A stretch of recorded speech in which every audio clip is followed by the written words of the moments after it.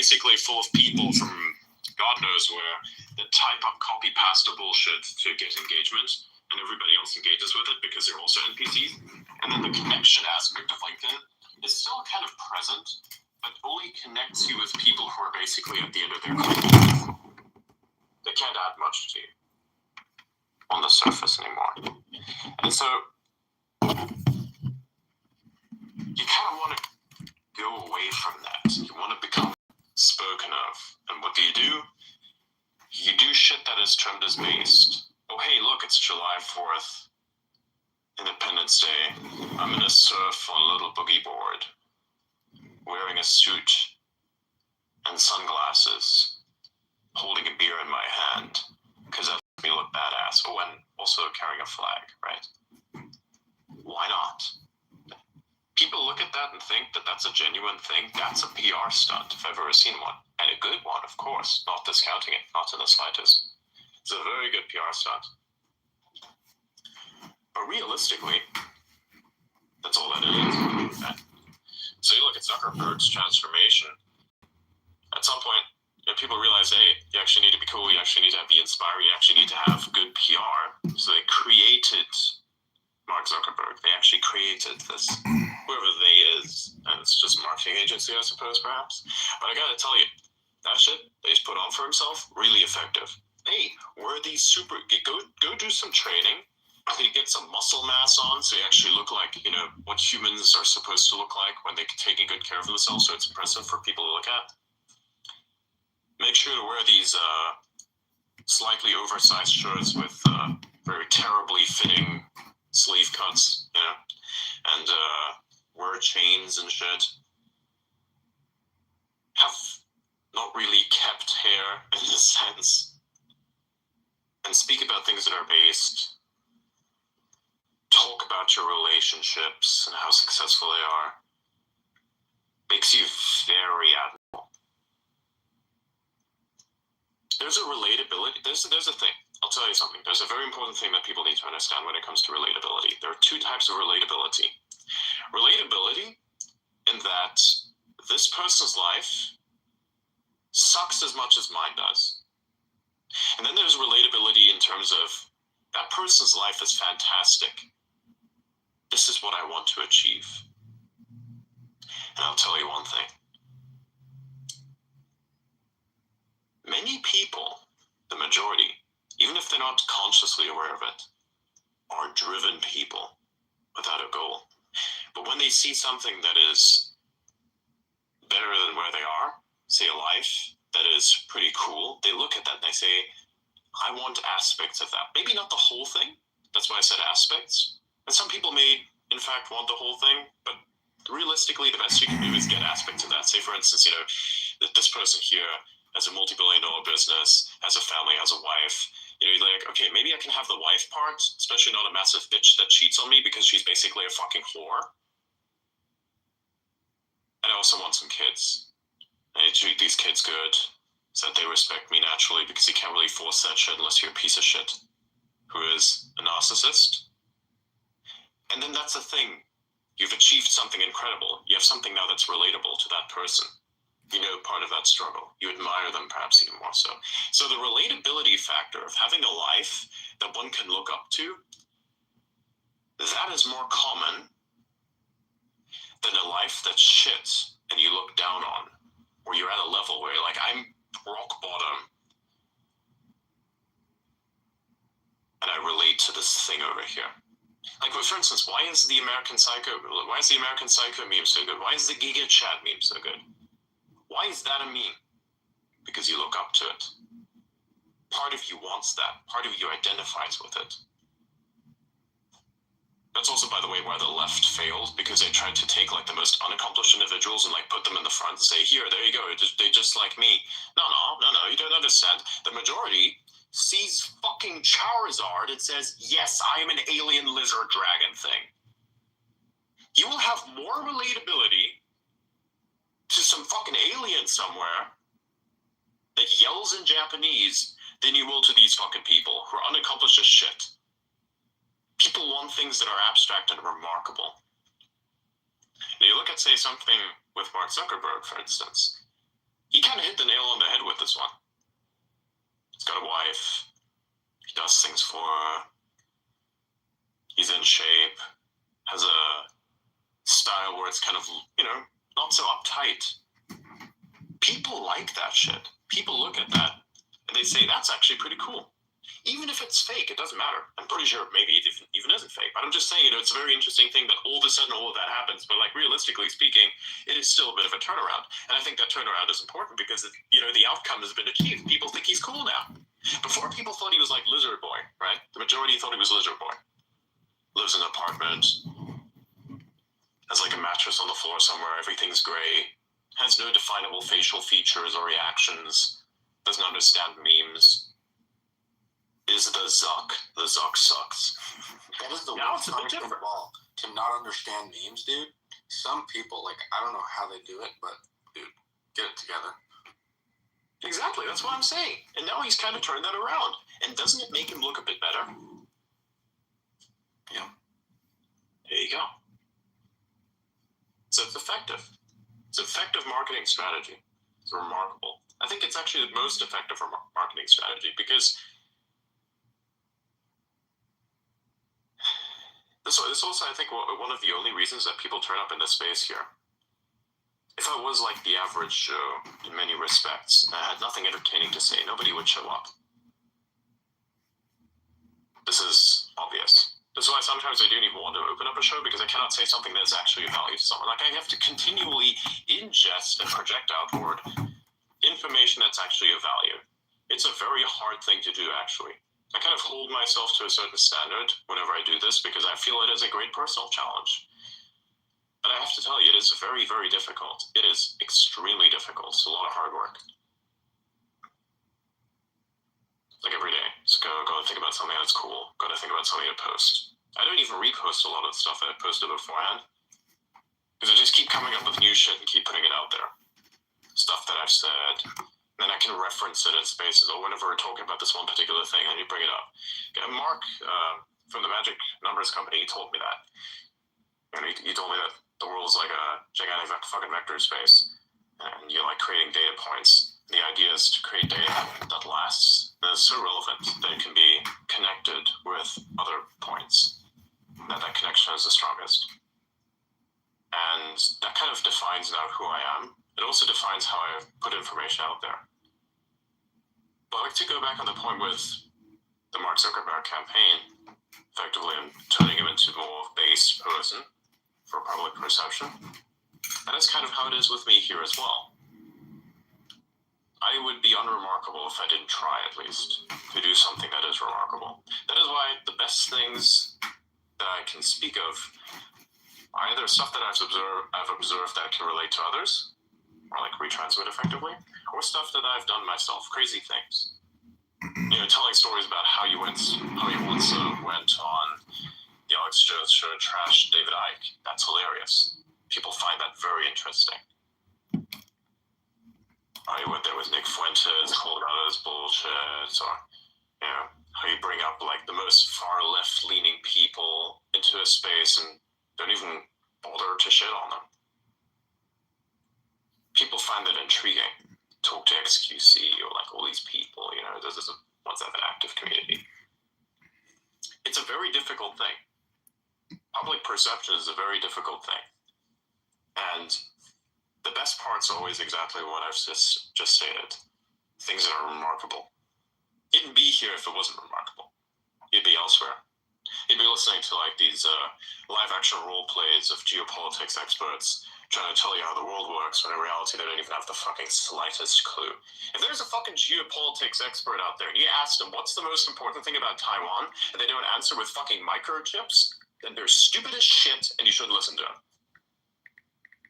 Seriously, I invite everybody here on this stage right now or in the audience that if you ever go to a certain place and you get the opportunity to ask a person to talk about geopolitics, tell me why Taiwan is important. They don't talk about the computer chips and they're full of shit. You should probably stop engaging with them. You should probably even stop following them because that's bullshit.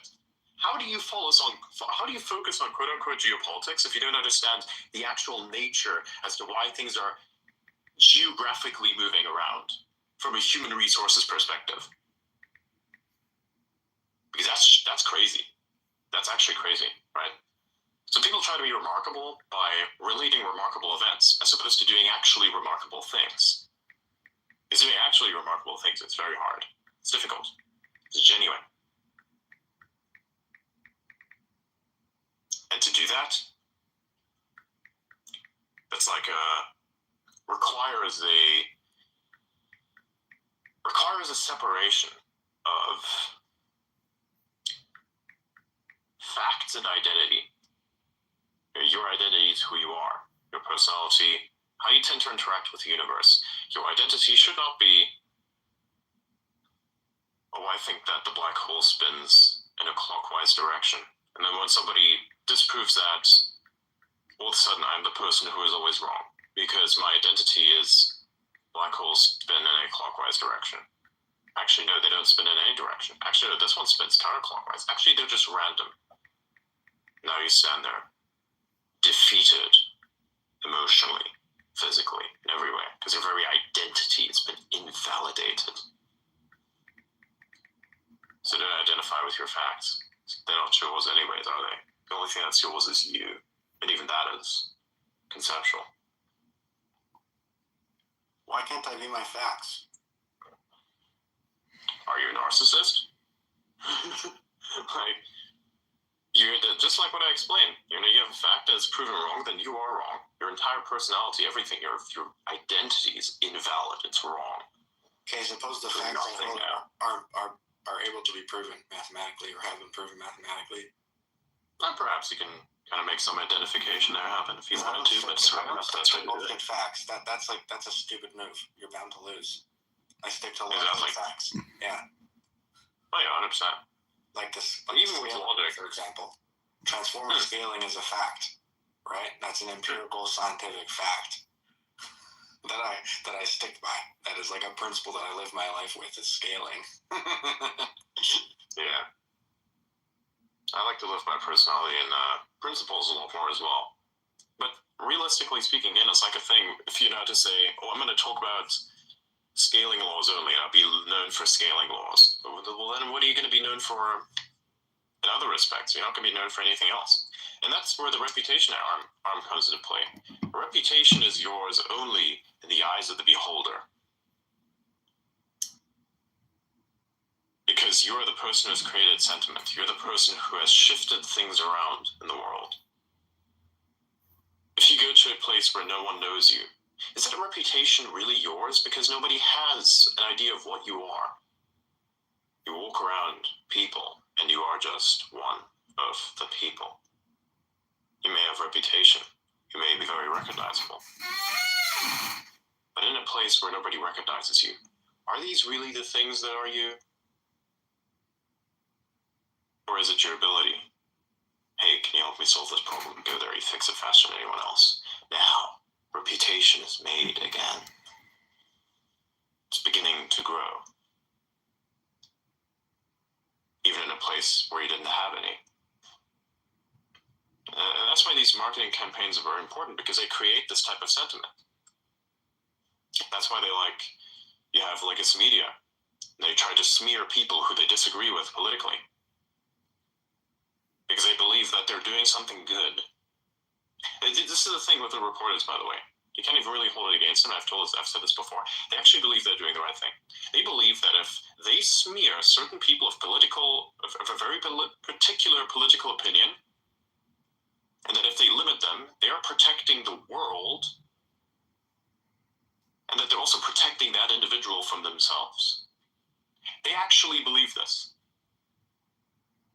Even with these dictators who are fucking insane, they actually believe that what they did is for the good of the people. I did this because I love you. This kind of shit. There are many historical examples of this.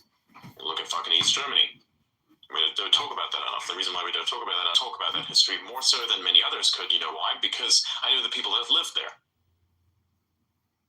Lived in that time. Were born into that time.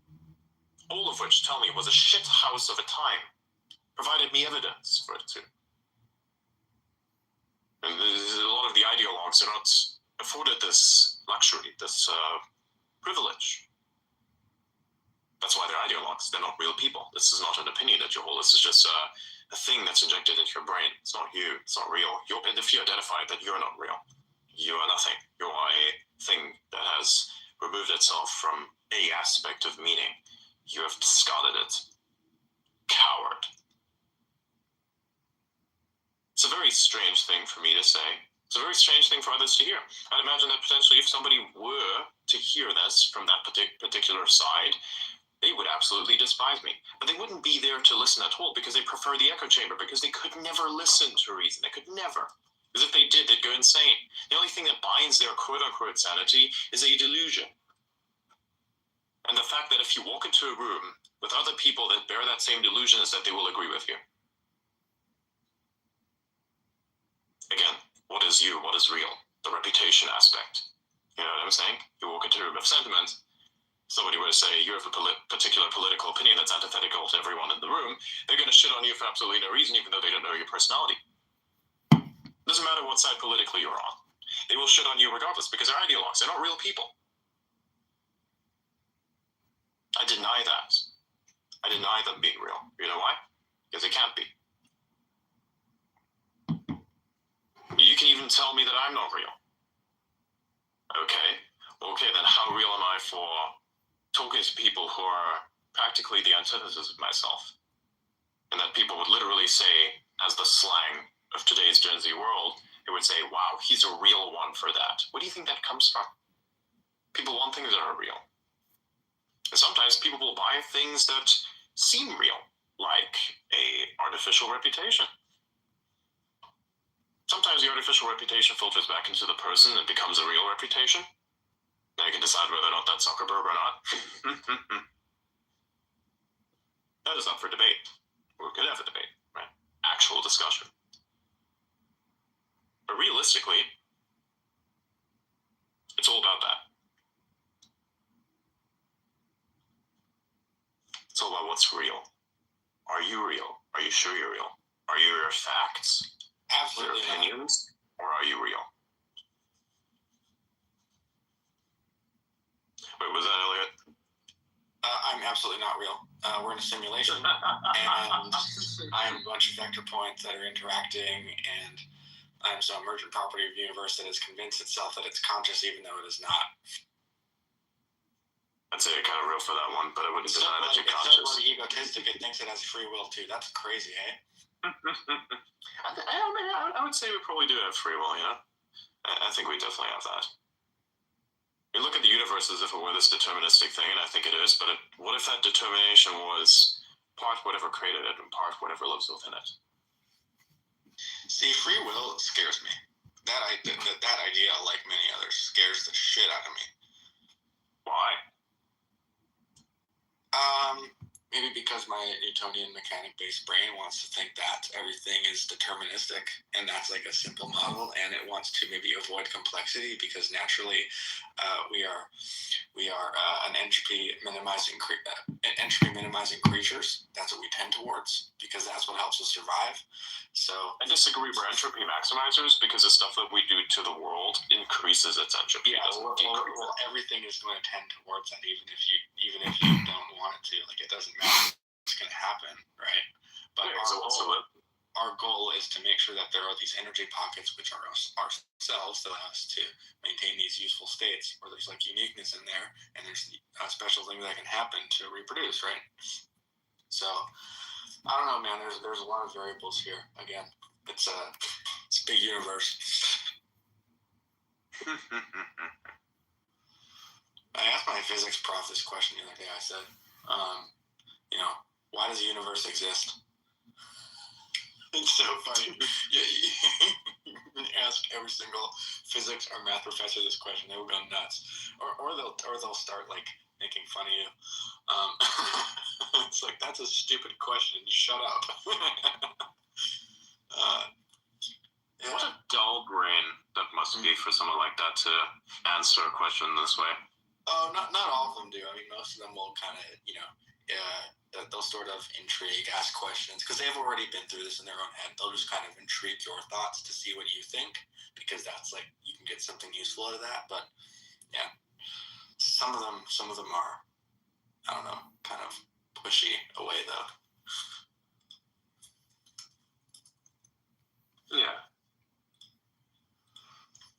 does the universe exist? First thing I'll answer, a very simple answer. I don't know. It just does. We're doing things within it to kind of discover why we exist within it, and then kind of try to project that onto the universe itself, thinking that basically everything is scalar. You got a default There you to go. Charles' famous answer, which is because. Just because, yeah. Oh, no, actually, I was watching this conversation with Joe Rogan. It happened 5 years ago, and that was what they ended off with. It's like, what's like the meaning of all this? And he was like, because. Just a little cliffhanger. Joe Rogan was kind of like making fun of it, but yeah, I mean that's it, dude. It's because. Yeah. In comparison, because. However, I still like to answer the question with, I don't know, to be honest, but I do know that we won't understand why we exist. And then if we understand why we exist, then perhaps we can extrapolate that out into the rest of whatever the universe could be, and then we have an answer as to why it is and why we are within it. That's that. It's an answer in progress, you know? Who cares about us? What about the next version? I mean, what? Why are we? It's like we're humans. We're just like one stage of this whole thing, right? Look at what's I disagree. Maybe it's about that, right? What about the bacteria? What about the meaning of them? They mean to defend this biomechanical thing that is your body from other things that themselves try to take you out to basically make you better. I know, but they're also a stage. We're very close to bacteria. We're very close to them. Not really, no.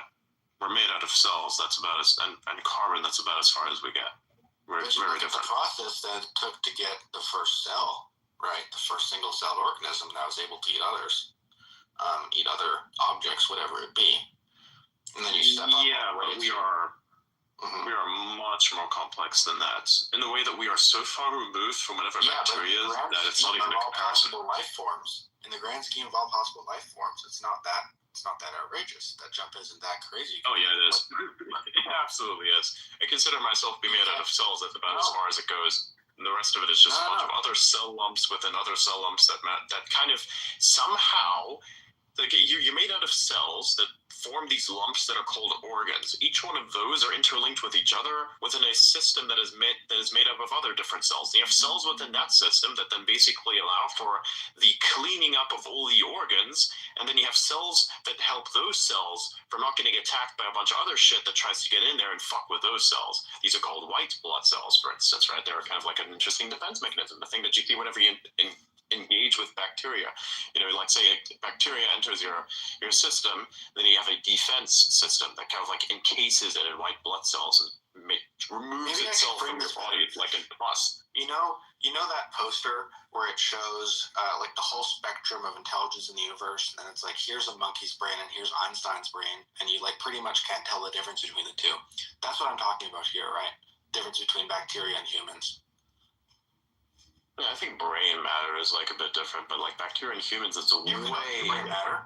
But again, the universe is so massive. And brain structure.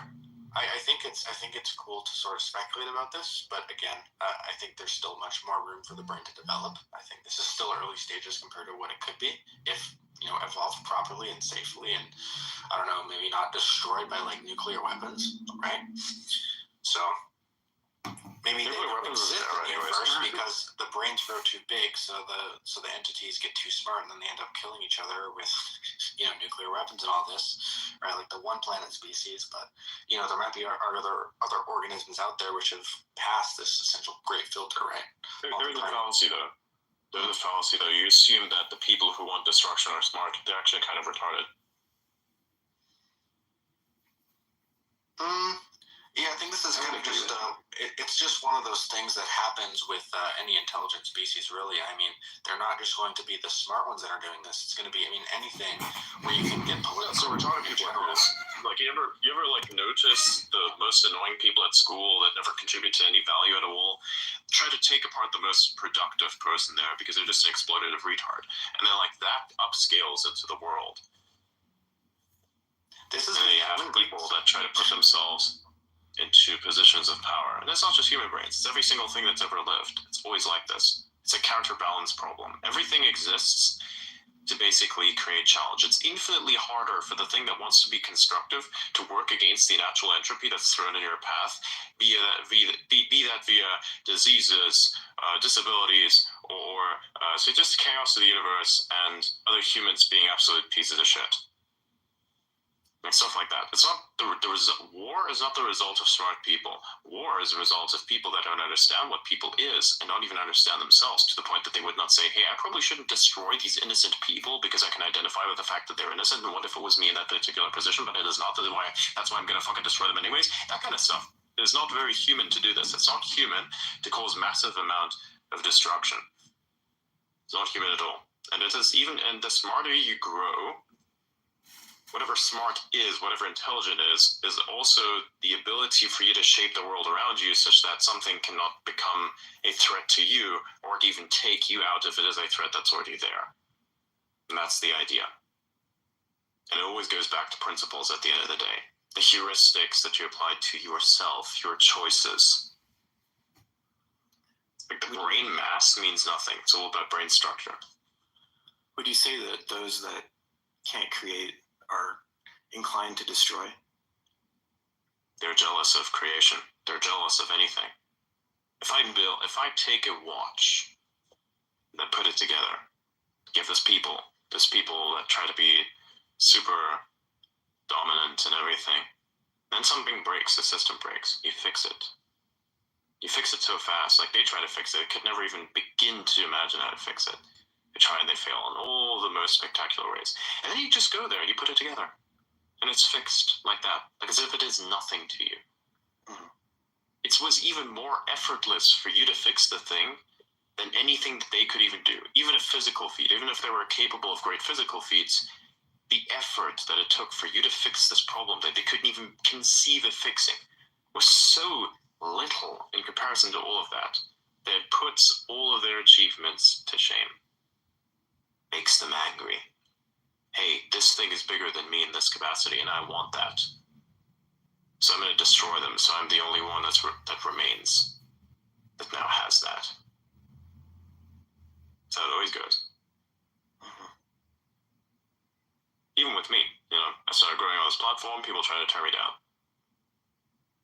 They failed. Because I'm better than you. But that's how it works, right? The real smart is about utility. It's about resilience. And if you can't survive that, well, then you're lost. It's annoying. It's terrible. It's shit. But there will always be something that tries to tear you down. Always some miserable force that wants to tear you down. For absolutely no reason at all. We'll try. Anyways. That's interesting. Earlier we were talking about achieving great things, and it seems like sometimes when you set out to do something, maybe like that thing's never been done before, or people think that it's impossible. Do you have thoughts on how to approach something like that? Not really. Just do it. Yeah. And see if you fail. I mean, maybe there's a thing where you say, what if I fail? Could I sustain the failure? Perhaps. Or you look at an insurmountable challenge, something that really hasn't been done before. You're like, what's the value of me doing it? All right, let's do it. I've done a lot of things where it would otherwise just seem like it doesn't make sense, and I did it anyways. And I'm glad that I did it. At least I tried. Even if you failed, at least you tried. Be damned if you didn't. I'd be damned if I didn't try. Interesting. How do you really prepare yourself for what you're not ready for? It's almost like as if you're never ready for anything. True. Very true. I was never ready for anything. I just did it. I once encountered this problem. It was a big problem in my life. Subconsciously, I believe I might have been ready for it. But consciously, I never expected that is something I had to deal with. If I knew that was something I had to deal with, I probably would have never done it. But I did it anyways. I practically went to war. And I won at great personal cost to myself, of course. Mm-hmm. more of like the price of sanity. I gained so much though. I wasn't ready. I didn't think I was gonna encounter that. I made this very simple decision that I thought was going to be reasonable, logical, and would have a simple conclusion. And it did, but the complications that came with that decision were inconceivable. I did not think that they were going to occur.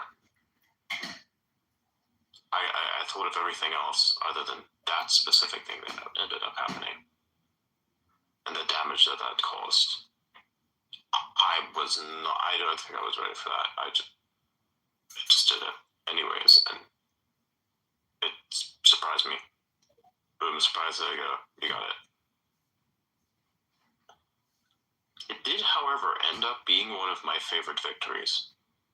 You give it time, the trouble heals, and the emotional cost is replaced by currency of a better experience. But leading up to it was hell.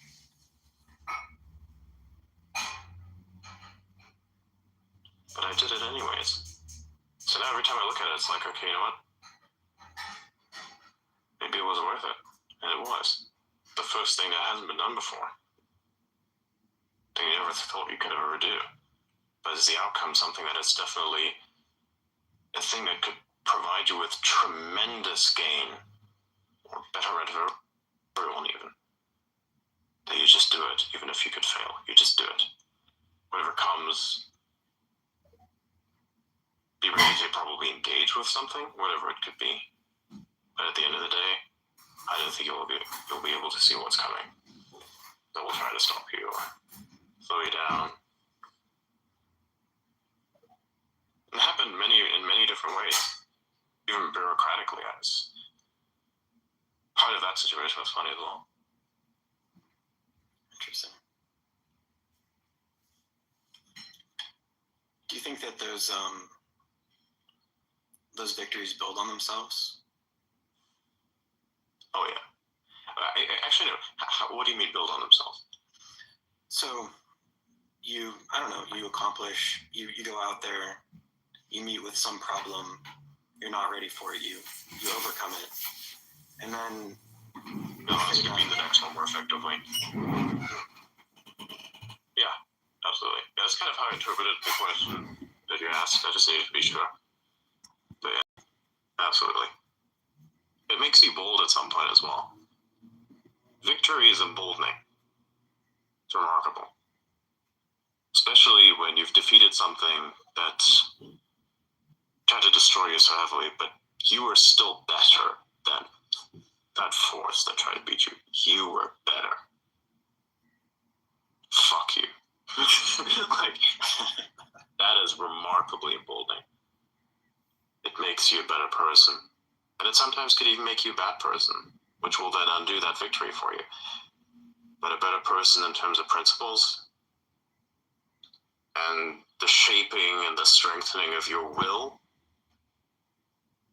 this it will grant you if you are a good principled individual.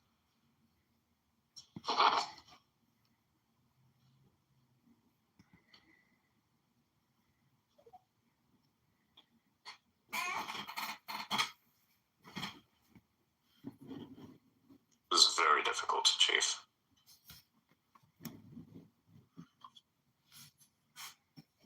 Yeah, Almost it's impossible. like an inertia, maybe. Yeah, you could say that. It makes sense. Do you see yourself kind of removing inertia blockers? Like, I don't know if you've experienced this or not, but sometimes I'll run into even small things, and it's like I'm going to get something done, and then I've got to reinstall my operating system or something. That's a bad example, but things that come up in your life that are even just small inconveniences. Do you see yourself optimizing those away, or do you just learn to deal with them better? Sometimes deal with them and then optimizing them away It depends on what the block is.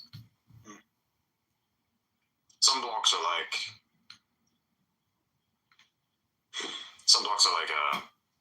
They can be easily beaten. Some are a bit more difficult. Hang on a second, what the fuck is this?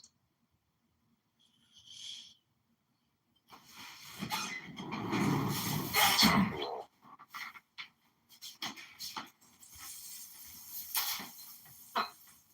Yes, so what do you? The first thing is I try to move past the object by going around it. But if that doesn't work, try to bargain with it. If that doesn't work, well, I mean, it's not going away. If it can't stop you dead in your tracks and you can beat it, then it's you're it, and I choose me. Interesting.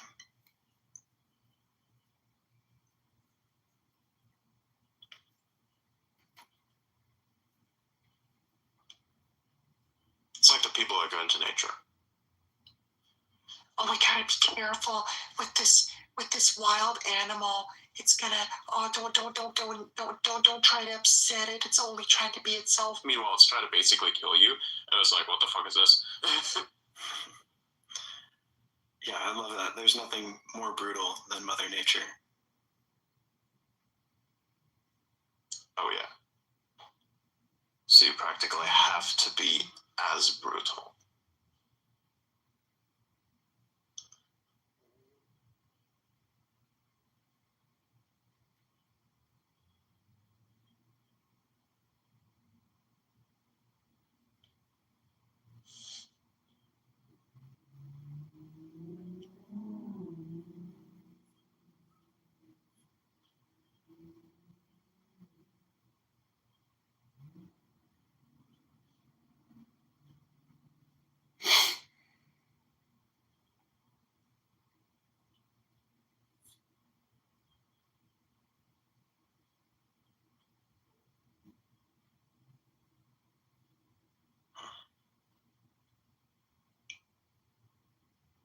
Oh damn.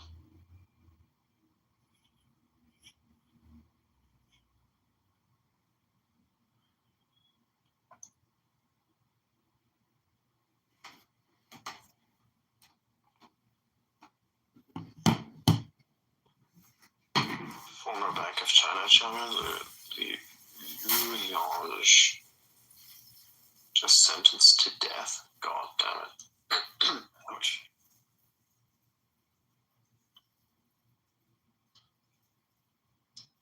Wicked.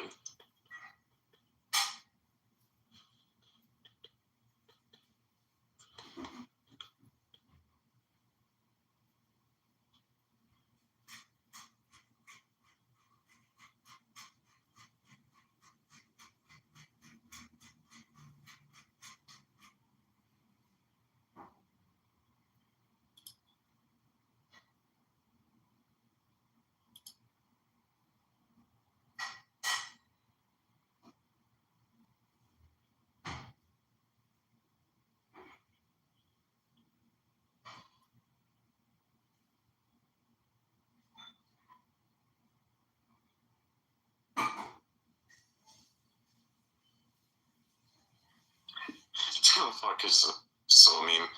Yeah.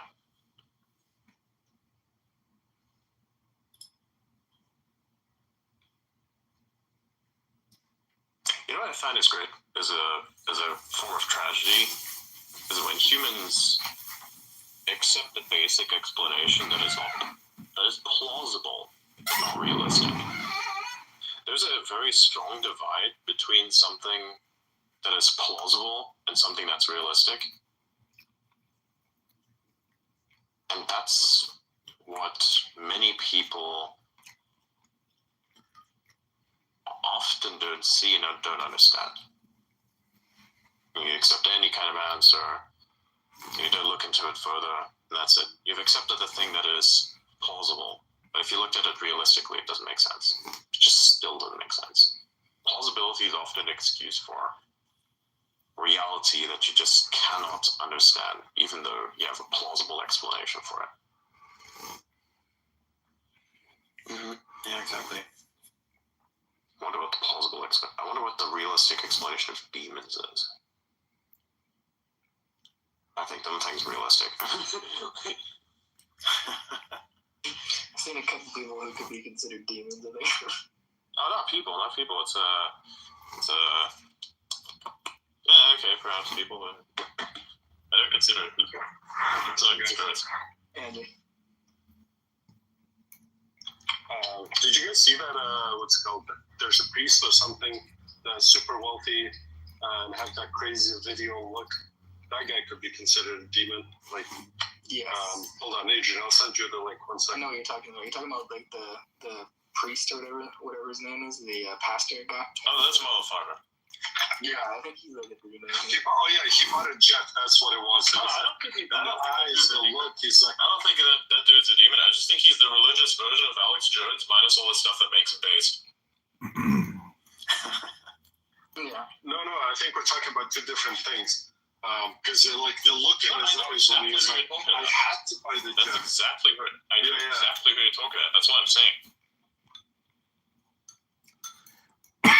There's a bro that thought, hey, I think I can exploit the boomer generation that's locked into TV by becoming a televangelist, and just gets trippy on the power. It's like as if I went full autistic mode and never came out of it. I just accept that that's my reality now.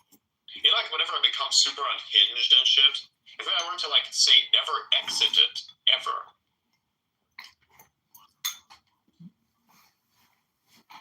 then yeah, that's kind of creepy. Remember when I started to scream around about the towns and places named in Australia? It's like if I stayed in that mode forever. I kind of wish you would. That was fun. Everybody else was thinking it was getting me breathless. I'm like, no, you don't understand. Insanity powers you in ways that you don't have yet. You probably haven't experienced yet, so this is gonna like last a while. Probably as long as I'm able to verbalize whatever insanity is currently taking hold.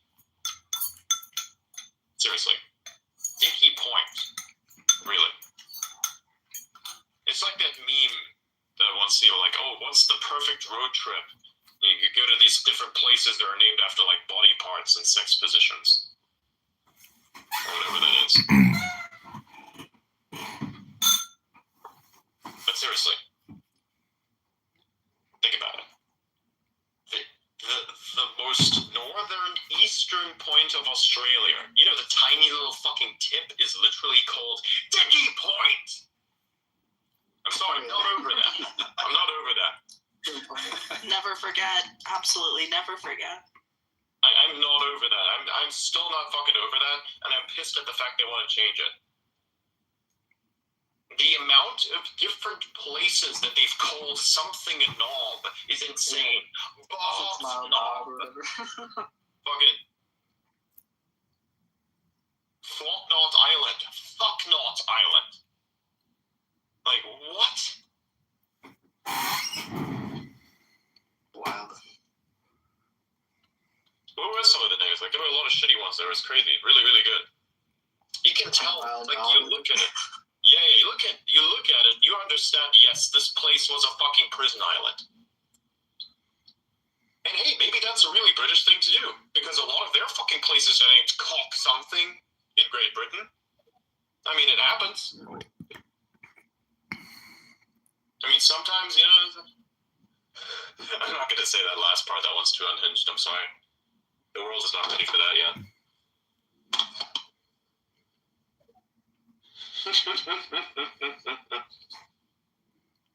Dude, imagine if one day I become like political in nature, like I am part of some policy making thing, and there's like this busy life spaces, and they join into it, and they're shocked at the nature of what this person is. Like, this is a person who writes your laws. Oh my God, how outrageous.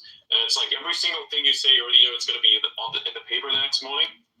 It's like, yes, I did in fact say this, and I said it within the specific context. Would you like me to elaborate again, or would you like me to go and play the recording? Would you like to have some more of that later on? Because in a couple hours, I'm definitely going live.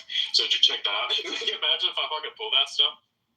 And you have to do it in such a way that you're not trying to insult anyone, that you're just basically trying to be extremely helpful and articulating what exactly it is that they're incorrect on. Be very constructive, just like this, chat. Very normally, be very open, be very okay. Don't be pissed at all, And then recite stuff. It's just like what Senator Kennedy did, where he said, just for the record, I would like to have everybody know that I did not call Senator Sanders an ignorant slut. Yeah. He does go unhinged himself sometimes. Remember the time right after inauguration where he was in front of a bunch of people there, and he said something about the goat's milk latte drinking, like it was like, "I's goat's milk latte drinking, avocado toast eating insiders only." I think that was fucking hilarious. That was really fucking funny. It was great.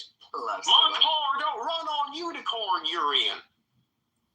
Why are we sending money to countries that hate us? They should be able to hate us for free. I swear that line was great. Exactly. Well, then when they keep on the police. Oh, that was great. When he responded to that, said, "Oh yeah, the next time you want help, call a crackhead." That was wonderful. So something like that. That would be a great future. I'm pretty sure people would really, really enjoy that. Wasn't that like one of the parliamentary members in Australia? They basically had a process go through for some sort of bill, I suppose it was, and they were taking as much time as they could. And then some of the members asked him, "Why are you doing this? Why are you making the process so extraneous and long?" And then the bro just stood up and replied, "Well, to be honest, do you slowly." Marvelous. Just marvelous. Nobody knows what that means, except that they do. But admitting that you makes you the more fucked up person. Because like when somebody says, "Oh, I know exactly what you mean with that," then you ask them, "What do you mean with that, actually? What's wrong with that?" "I want to do you slowly." What exactly do I mean when I say I want to do you slowly? What do you think it means? I want you to define exactly what you think that means. I'm really curious because I sometimes don't know myself. I would like to have some determinism in my life, so could you please explain that to me? And then all of a sudden they have to walk back, and it's very embarrassing for them to do. In my case, I wouldn't back away. I would even go in further and say, well, I mean, conventionally, this is not my opinion, of course, conventionally within, more informal settings, the process of doing you slowly infers the act of copulation in a manner that is more passionate and thereby also slow, when you insert the thing that is your phallus into the productive organ of another sex and then move it back and forth in a very slow manner, such as to increase the pleasure factor. Yes, I believe that that's what doing you slowly means. I would literally say this in front of millions of fucking people and not give a slightest of a fuck. I am like that. Now try to combat that. I did not use any foul language at all. I simply described the biological processes that are involved in the thing that is defined as doing a process slowly. Conventionally, of course, that's involving inserting the phallus into, the female reproductive organ. But, some people go a little adventurous. They sometimes insert it into places where normally that doesn't really go. But, you can do whatever you want. I'm not going to judge you for it. I think it's a quite strange practice, and it could be quite dangerous from a bacterial standpoint. But, you can do whatever you want, right? I would fucking say this shit, and people would lose their minds. They would not be able to deal with it because most of the world is so fucking cucked and so compressed into this tiny little fucking box that they cannot deal with the fact that somebody would say the truth in such a graphic and non-insulting way. It just shatters your worldview. It just is so insane that you cannot help but love it. You cannot help but laugh about it because it's the craziest, most unhinged thing you could do. And I would do it. Not because you need to, but because it should be done. Because it has to be done. Because it's entertaining, it's fun, it's fantastic. Don't be afraid of that shit. Have fucking fun. That shit's fantastic. I want to be in the room when you say that to people, please. Dude, on live TV, I'll fucking do that at some point. It's like that person who made the feminist joke, you know, sticks and stones might break my bones, but there'll always be something that offends a feminist. And then all the women started freaking out about it. It was the funniest shit ever to me. Like, you didn't even have to say anything. You just said a thing and then they got offended on your behalf. It's like, it's perfect. It's a joke where the punchline executes itself by turning everyone else who's not even part of a stage into the stage and defining exactly where the line of audience and stage is in a way that nobody can control. That is remarkable. That is genius. Yeah, I'd fucking do that shit. Maybe in some settings I would not. There are restrictions. But there are some places where realistically, if you are surrounded by unserious people, you have to take on the responsibility of being the more serious and, you know, educate, like what I've just done by describing the doing you slowly part in a very, well, somewhat accurate, I'd say I'm not proud of it, you know, somewhat accurate biological detail. You know, I could have used more scientific terms to describe what exactly that is. And, you know, if you had any more inquiries as to what exactly those scientific names and definitions correspond to, you can come to my office later and we can do, I can show you in terms of paper, I can show you in terms of action. How about that? Just kidding. What? Let's do that. Let's do it. This guy's like, what the fuck? I was waiting for action, and it's like, oh, nah. What did you do? Yes. Yeah. Like, did you just offer, like, I just offered education. I can give it to you on paper, or I can give it to you in terms of action. I can hire some people to do the action on my behalf, not to you, but to each other. We can do that. We make good salaries. You know. It's education, right? Probably get the education minister. Maybe he'll be down to it. I can call him, pay him some extra. You know. Some bullshit like that. Nobody would know how to deal with that. There would be no soul on earth that would know how to deal with that. How do you have a protocol for a person coming up with the most elaborate explanation of a fucking sex joke? There is no protocol for this because there is no way anyone would see that coming. Golly.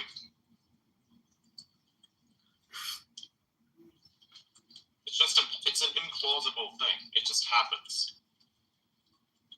And it's a thing that people want to see happen, you know what I mean? Like, there's genuinely a demand for certain occurrences where it needs to happen. You know what I mean?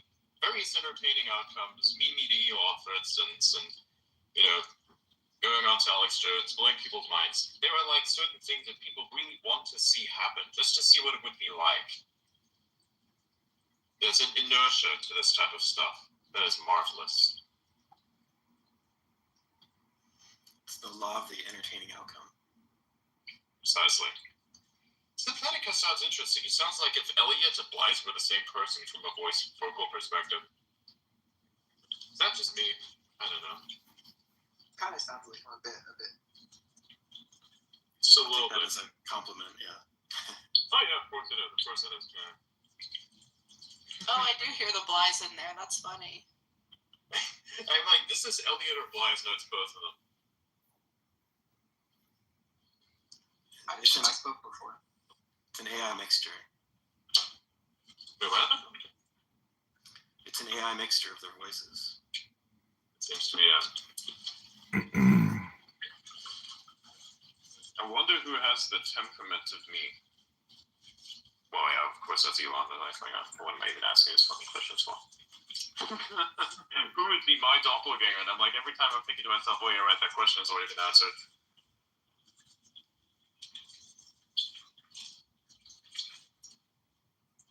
We got Russian Scott over there, you know? Andre is like the Russian Scott. That's funny. Yeah. You fucking, the first time I heard you, I was like, wait a minute. This guy sounds like as if Scott tried to put on an accent. What's going on here? You know? That was so funny to me the first time I heard you. And I completed it, and the person's like, all right, let me hear the other person.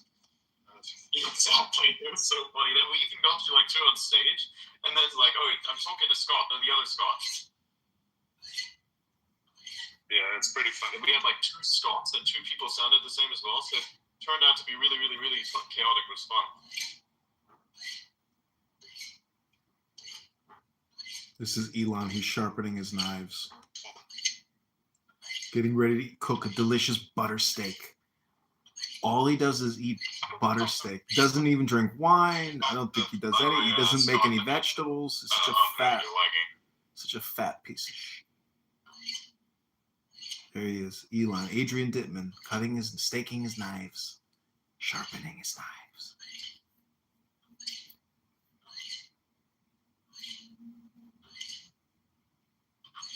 I'll be back in a minute.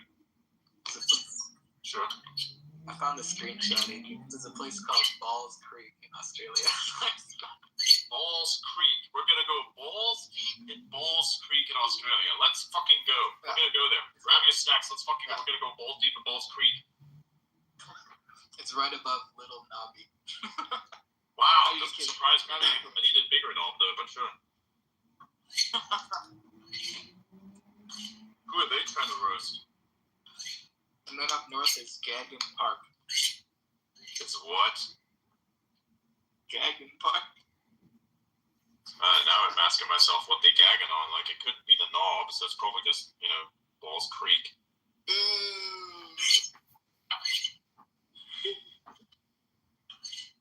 How about Guy's Dirty Hole?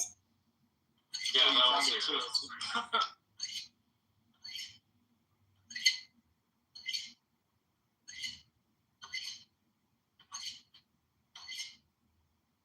I still can't understand. Isn't there like a trade station in Great Britain that's called Cockfosters? Wow. Is there? Why is it called Cockfosters? What the fuck is that all about? What are they trying to tell us?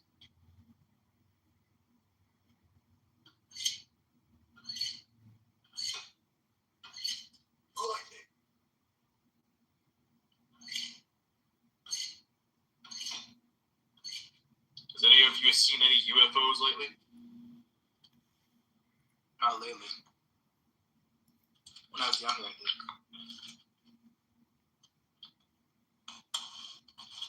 You talk about those spheres, You fear the sphere.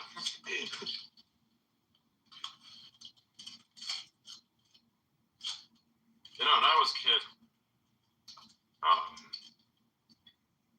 aliens was a very interesting thing because they always picture these things as some sort of fucked up force that would come to invade you and that would fuck you up.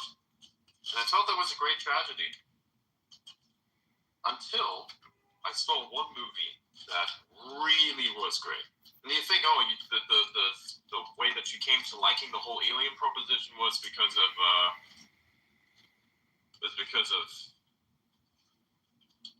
Star Trek or Star Wars or whatever.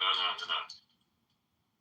It was because of Close Encounters of the Third Kind.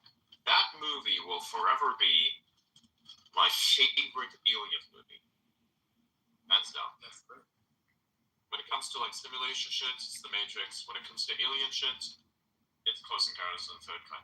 It has a very special aesthetic about it. You know what I mean? Very special aesthetic. And beautiful. Soundtrack was fucking fantastic. The proposition of sound being used as a language was absolutely miraculous. I loved it. I loved that movie. Left a big impression. Oh, absolutely. Left a big one behind. Like, if I were to give anyone an introduction to alien movies, I'd tell them start with that. Start with that.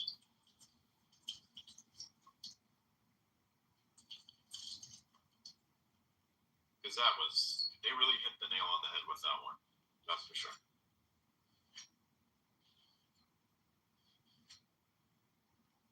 Alright, That's a good progress.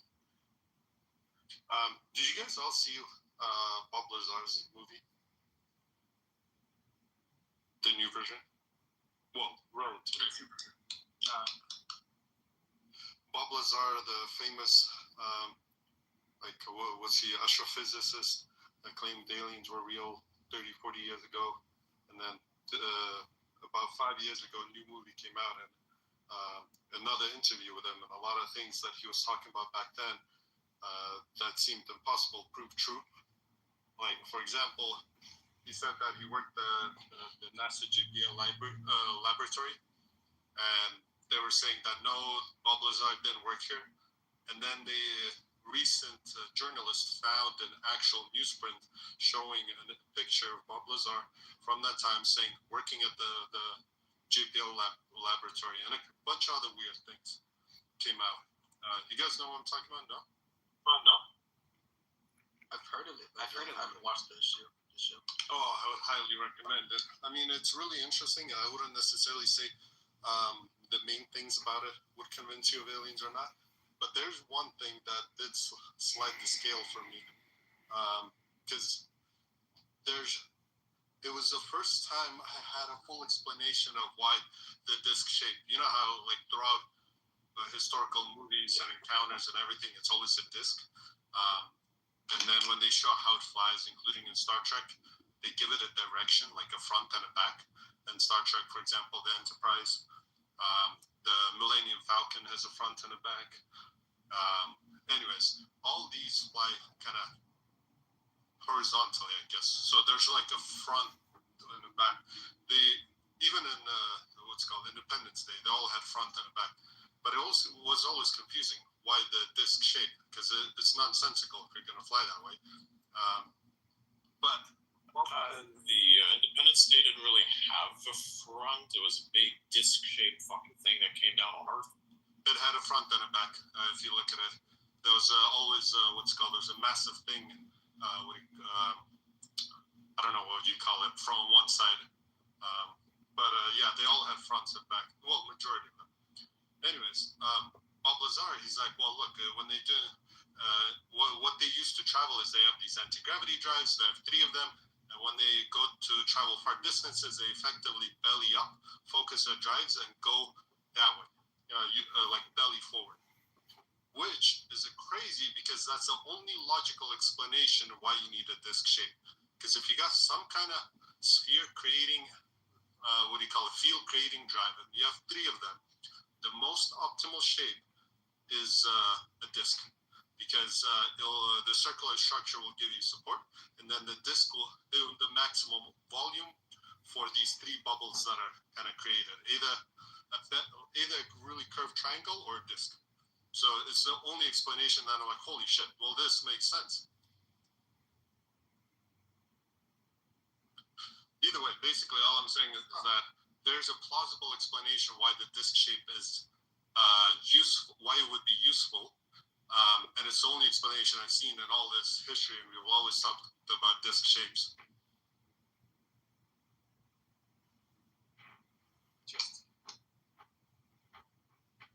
No, Independence Day did not have a front and a back. You have to show me that one. It didn't have that. Yeah, give me a second. It was probably the mothership, but they later then canned that in the subsequent sequel, where basically the mothership was an even bigger disk than Swallow's planets. So. There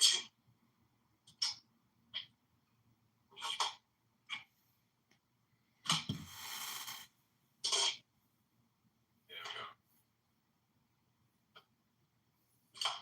Nice piece of butter. Oh, yeah. So the very, very small ones, they were fighters. They had a clear front back. The big ones that had a, give me a sec, I'll show you. I'll send, do you want me to post in the nest? Or no, not in the nest, in the bill? No, send it to me directly. I kind of like to keep the alien craft thing a little bit, yeah.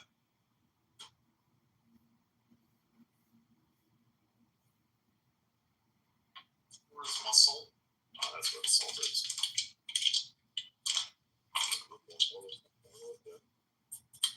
One of the things I also do is I consume a lot of salt. People have fear about salt and what it does to you, and I'm like, those fears are unwarranted bullshit. That's good, yeah. You should look at the people who are afraid of eating salt. Get back to me after that. You probably realize that maybe you shouldn't be listening to them. If Bill Gates had a six-pack, maybe I would listen. But he wants to tell me about what is healthy, but looks like he's got some bun in the oven that's developing there. Okay, I'm not listening to that. Sorry, like that's not gonna happen.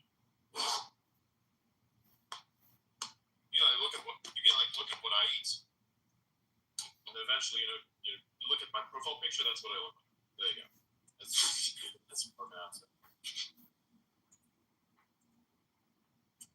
Well, like if Freckles sent the meme, Giga Chat. You're a combination of your profile picture and the Giga Chat. Hey, we actually need to make that as a meme, like actually the meme. Wasn't that what I posted yesterday? It was the Giga Chat with the chef's hat. Oh yeah, the Giga Chat with the chef's hat. Yeah. Somebody should put my face on the Giga Chat. I could probably do that. The chef's hat all of that. I'm on the Adrian diet as well. How are you feeling? Great, actually. Surprising. How about that? That's fantastic. So we got like 2 people on the Adrian diets, and thus far, good reports are coming back. 100%. Feeling good too. You would think there might be some kind of transition, but that really, I didn't Just feel happens pretty much instantly, doesn't it? Yeah. How do you feel at night? Like you sleep better as well? Like less hunger? Yeah. It's remarkable actually, because I guess if you eat. Anyways, Adrian, I sent you a picture of the destroyer. The mothership is even more oriented. The City Destroyer is the most disc-like shape, and even so, it has on one side the opening. Oh, cool. I'll look at that in a bit. Good. It's in there. Yeah, so it helps you control your hunger a lot. It just fills you up, and then you're not thinking about food for some reason. Fascinating, isn't it? You're also eating a decent amount of butter, is that right? Yeah. Butter and then eggs in the morning. Oh, did I not? Oh, I yeah. don't hear him. I'll drop down. Oh, yeah, good, cool. Oh, yeah, that's good. Eggs in the morning. I should eat that as well, but, yeah. I only eat like once a day now. Oh, wow. And it's steak. I have steak. No hunger problems. I actually figured out that I don't like to eat much at all, and that I don't need to eat much for like practically days, which is fantastic. That's interesting. I guess a lot of people think that's sort of how the primal man was. Oh yeah, it definitely was. They had to survive somehow. They didn't always have access to food like the way we do today. They had to forage for their food. If they didn't find it, well, if they were to rely on having to eat every single day, well, they would die, so... I have a theory that it actually changes your mental outlook a little bit too, if you've gone a couple days without eating. Yeah. There was one point when I was doing some survival training, and it had been, I don't know, a week or two without any real food. And we were getting chased by these wild dogs at night. And normally that's like a distressing situation. But when you're hungry, like that primal person kicks in. And you're like, we could eat that. Yeah, it's not food chasing me. And we did chase them, and they ran off. So it's an interesting, that's an actual mental change that you're getting, just spacing out your meals a little bit. That's It's good to fantastic. hear you speak better. Fucking Did you end up Hampton in a situation where you were Spears. chased by wild dogs? It was fucking Hampton. Survival training. Could have been Hampton. Please don't scroll. How far in the wild?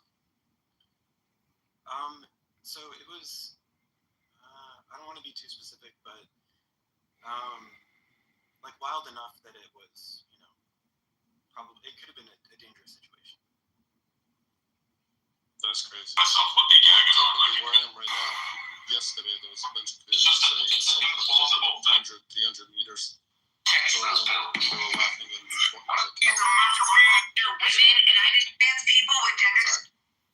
yeah, exactly like that.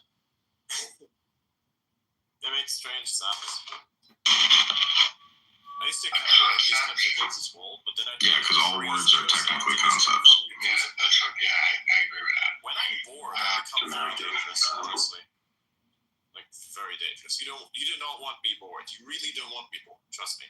Like I become very dangerous. And there's one time, so I didn't have internet. My entertainment was listening to the radio. Whenever I'd hear something like rustling in a bush somewhere, I'd be like, ooh, entertainment has arrived. And then I'd fucking go outside and do some bullshit to it. And other times, it's like basically instinctive, keep this thing off my turf. Wild dogs, all this kind of stuff. I would just run out in my fucking underwear, knife in hand, chase after the bitches with a torch. No fucks given. I would sleep in a bunk bed and there'd be knives next to me. I would sleep with knives under my bed, in my bed somehow. I hear something, wake up, grab the thing, just go outside in my underwear naked, whatever it happened to be at the time, chase it down, fucking keep it out of there. I once was outside, looking at the stars, doing some stuff, observing shit, and then I saw a pack of fucking dogs that were moving around in the area. I was like, what is that weird? I know there's something moving in the bushes, and I look at what's moving in the bushes, and I'm like, oh, there's a lot of things moving in the bushes. Oh, fuck, it's an army of dogs. And I was standing there.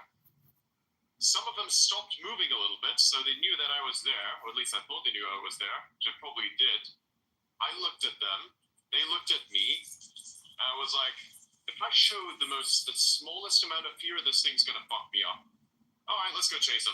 I just started fucking running after them. Making a lot of noise, turning my fucking flashlight on. Doing a ooh-ah thing. Yeah, exactly. You're the alpha predator. 10 out of 10 do not recommend. Wait, what happened after that? Did they run away or something? Yeah. You chased down. Let me ask you a question. If you're in the forest as a human, if you're in the forest and there's a fucking fellow human, you think, oh, it's fine. But what if that human was a crackhead? Would you run? Probably yes. I would run, actually. I do not want to fuck with a crackhead. I will fuck with the dogs, but we don't chase them into the forest, into the thick forest, because that's their territory. You kind of respect yours. Because if you go in there, that's their home now, and you're definitely gonna get fucked. Because they'll surround you.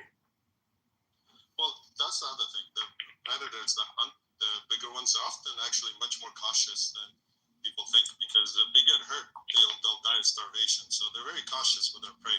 If their prey stands up, I'm not advocating for this, but a lot of times, like even charging bears, there's that famous guy, 2 guys on a video, and a bear charges them, and they yell, and the bear's like, not today.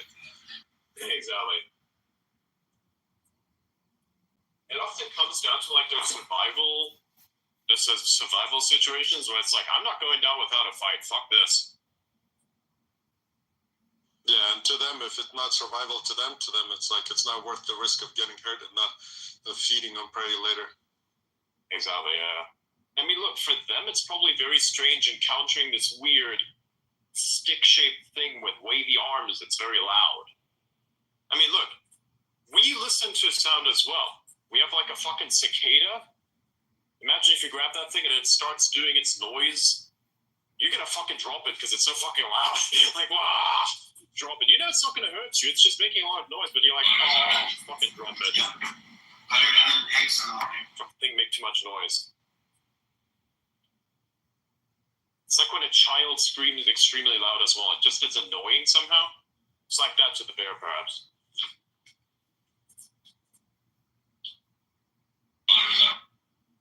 I wonder what your name is.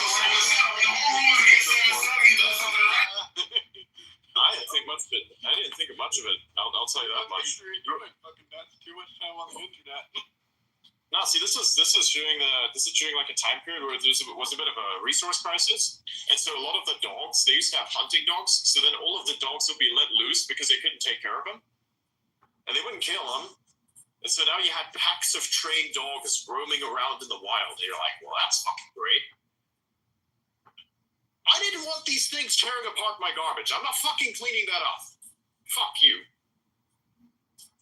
They tear open the fucking garbage bags. Fuck that. Did you hear of the North American subspecies called koi wolf? What's So apparently they started noticing that there was a mix. There's like this. They called it subspecies. Simply, they noticed a bunch of coyote-like wolves. When they did DNA analysis, they had very similar mix of like dog, coyote, and wolf in them throughout, spread out. So it's like an animal that's more optimized to live with humans in the wild, but with humans nearby. So more or less scavenger than like an alpha predator.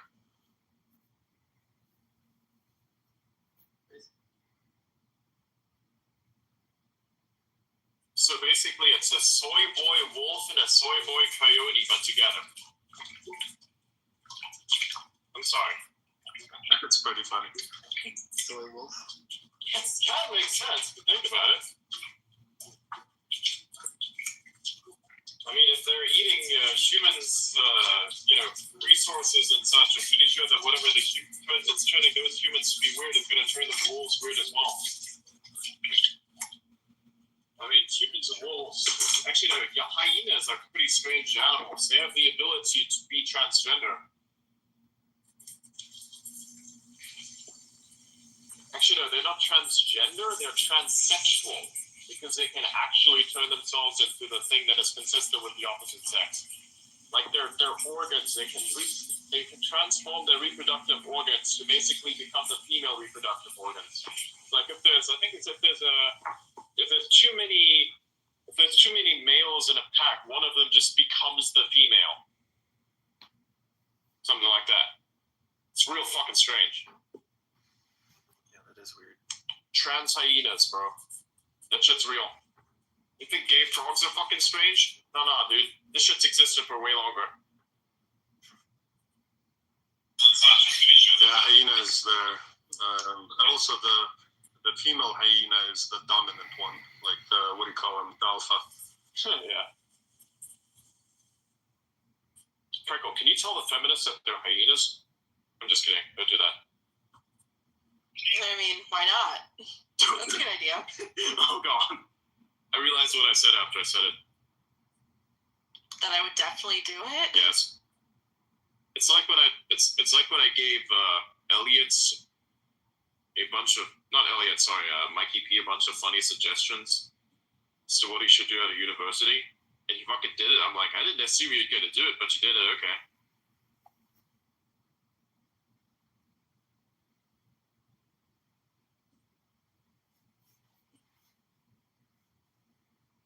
I'm just trying to think of how to word it and what to say.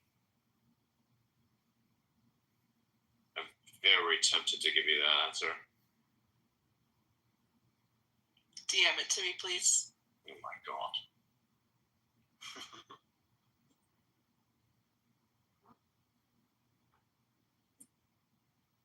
Oh, yeah, I did have a back part, yeah.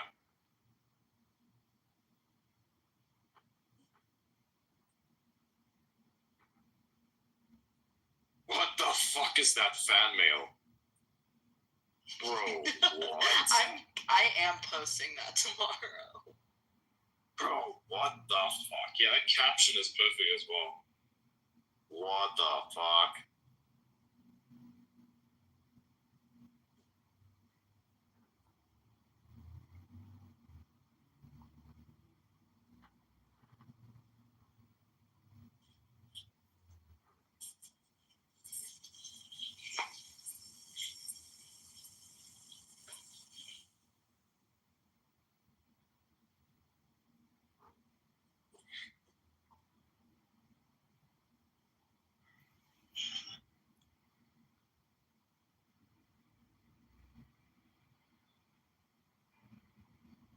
Oh wow.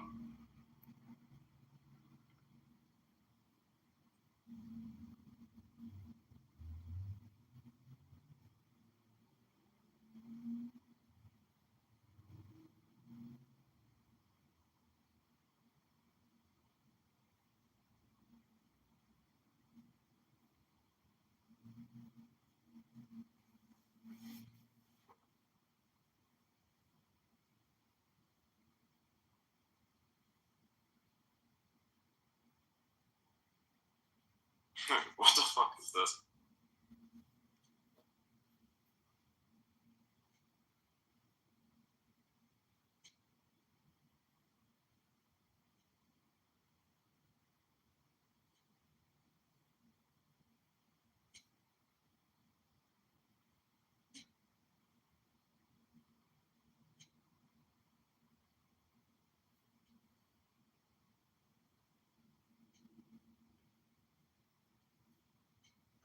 Where is it?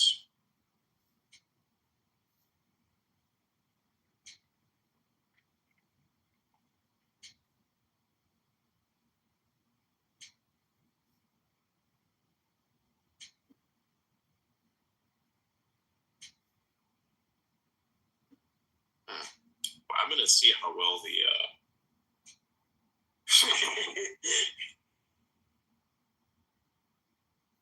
You're really asking the DM's like, give me the feminist idea. Oh my god. I'm not gonna leave you alone until I get it either.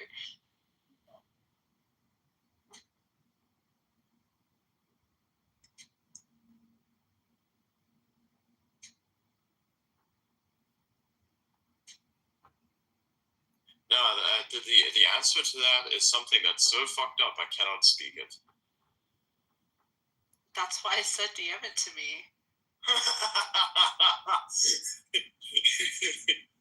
Hey, that would be an interesting way to get beyond it. You know, oh my god, I have unspeakable. There's unspeakable evil. Ooh, then write it down for me, please. Yeah, or like, Discord it to me or something. Oh my god, yeah.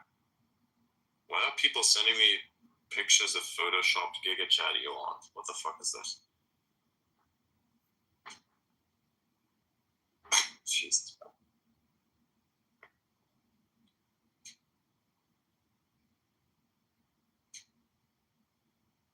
Get it either.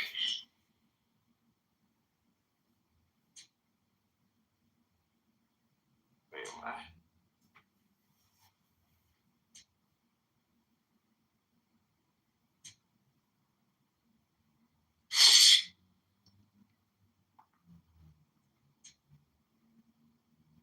No way.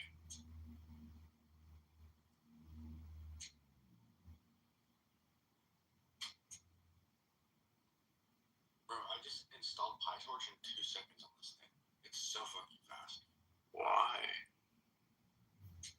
I'm just setting up my environment and installing Torch with UV, dude. That was like 2 seconds. It was so quick. Their progress bar was just like, Wow. and you understand, you know how big PyTorch is too, right? PyTorch is massive. Yeah.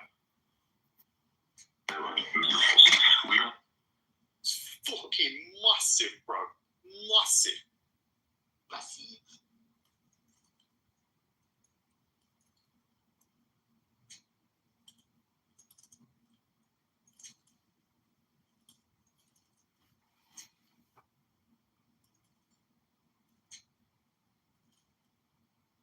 What is the purpose of this account? I'm looking.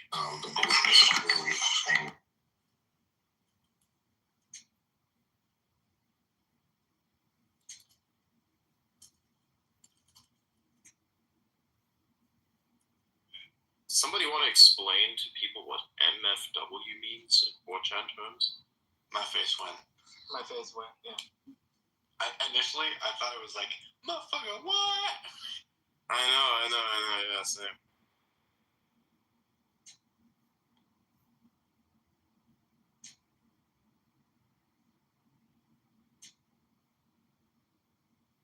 How many people actually know what LOL means? League of Legends. Everyone Is this another one of those underage tests? It's old school web speak. Wait, Adrian, you gotta be playing, right? What do you mean? LOL? No, people know. Some people don't know what LOL means yet. They just know that it's funny and they laugh about it. Who are these No. people? Elliot Man, League of Legends. You know the stuff Musk just got asked about, and he's like, the space industry will crash if I play League. Yeah, it would damage the space program if you started playing. Yeah. Oh yeah, Holy shit, it's so the toxic. vlog or whatever from Trump's granddaughter, Kai Trump. Yeah, that one. Yeah. Yeah, that was pretty funny. Yeah, I think it's good she's doing that. Kind of shows like what the life looks like for that. It's pretty interesting. Not gonna lie, the private jets kind of make me jealous, but other than that, it's cool. Well, all I'm saying is create that AI porn company and you'll never have problems again. Yeah, exactly. Kind of effect out of this. Okay, we're like, please don't scroll. You can be like I'm the just AI version of Andrew Tate. You're like a tech founder, but when people ask you what tech you founded, you'd be like, well, I mean, it's a little bit of a little bit of it. It's not technical. I'm under disclosure, you know, man. Yeah. Something like that. I will create the Anthropic of AI porn. Alright, there we go. That's the attitude. We're gonna be once putting you- in neurons that make the boobs bigger. Once you can pipe it in through Neuralink, then you'll really be onto something. Well, that's when civilization just collapses, no? Pretty much. It's over. It's like you have this infinite pleasure button and people never stop pushing it. It's just stuck in your brain. It's like a sleep advertisement, but it's a sleep advertisement. You wake up, you instantly get like one of those seizures, and an ad plays, and that's done. Somebody I think you mean more. I actually want that. Just kidding. There's a You guys talking about something like Demolition Man, right? Where they're like, hey, I think we should have intercourse. Put on this helmet. Stallone and what's his name? Yeah. Safety first. There's a science fiction book called Ringworld Engineers by Larry Niven, and one of the worst drugs is the wire, and you just get it just plugs straight into your brain. It's horribly addictive. So hopefully that's not where we're headed.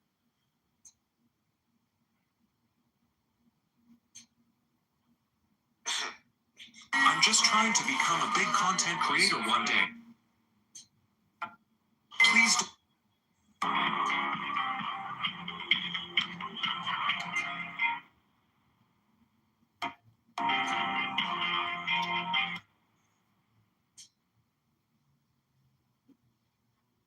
Damn, that shit got deleted real quick.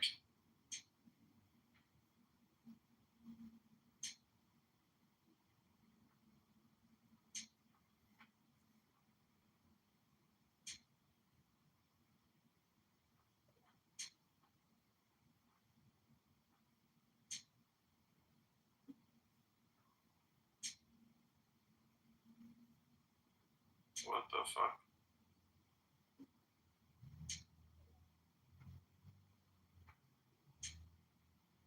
Oh my god. I was just looking at stuff.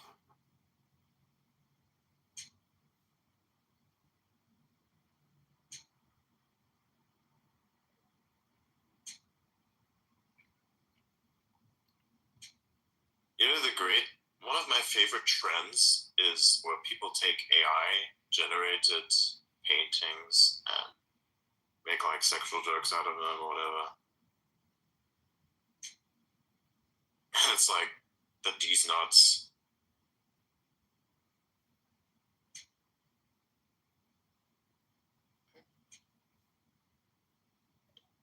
Also, octopi are fucking aliens.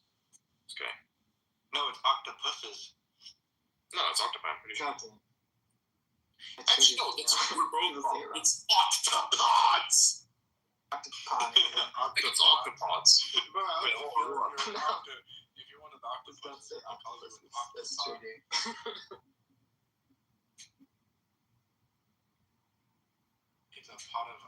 octopods.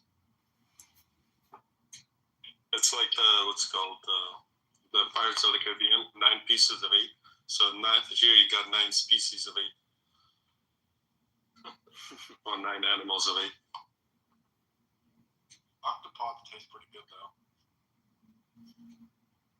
Sorry, the octopodes. Octopodes. So technically it's octopus as octopi, but also from the Greek it's the octopodes. Hey, would you like to come and go into this ocean? You know, the octopodes are very nice this time of year. Yeah. You guys in It's a fucking Diablo? hentai shit, I swear to God. Yeah, we are. They should know. Oh no.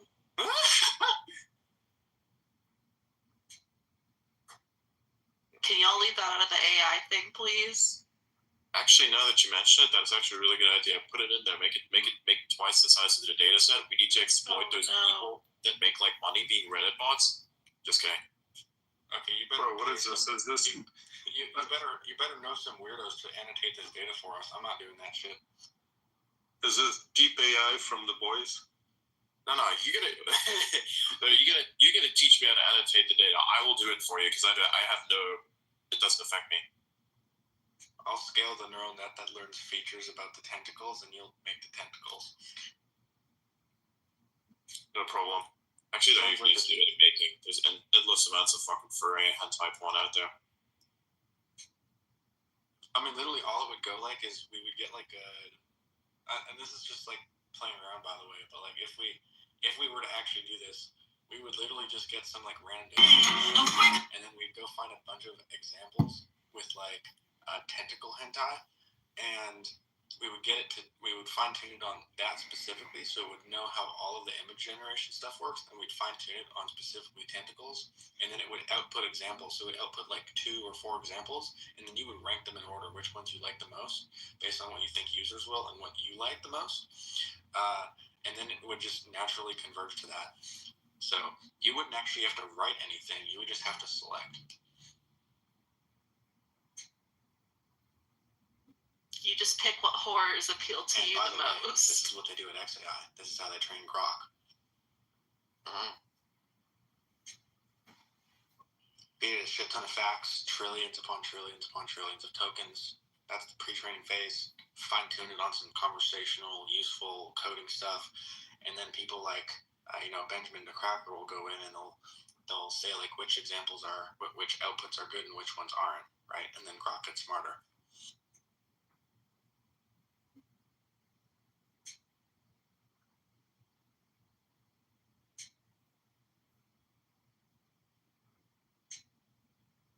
President Trump talked about his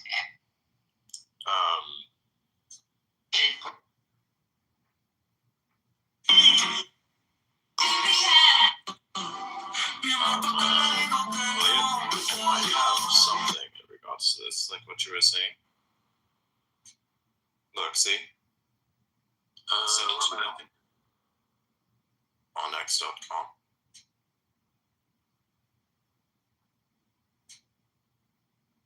I'm sending it.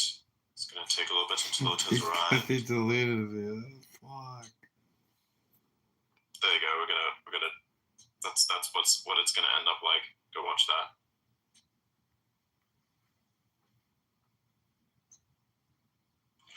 Adrian Blythe, thanks for having me up here. Freckles, Elliot, Synthetic, good to see you guys. I'm gonna drop off. See ya. See you, Andre. That's awesome. What was that, Elliot? I said thanks for popping in, Andre. Glad to have you. Oh yeah, definitely. The space is always fun. All right, see you guys. Elliot, watch the crazy shit. Okay. Oh my god, I put up a post recently. I said competition equals 0, and I put all my new GPUs and my laptops and screens as like a top view. And someone replied to it. They said, "Bro, that's a lot of porn." Exactly. Like, I'm not going to be using the screens for that, guys. Come on. Not just that. Elliot, go watch the video. I want to know the reaction.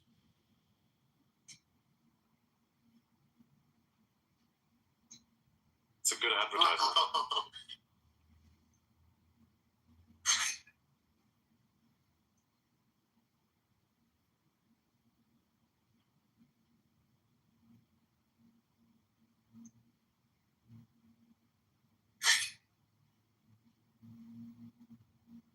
Yo, what is this? Where did you find this shit? Don't ask questions, just accept it. No, I have to know where you got this. This is amazing data, bro. We need to pre-train on this. This specific clip is going to be 20% of our pre-training data set. This is so bad I can't post it.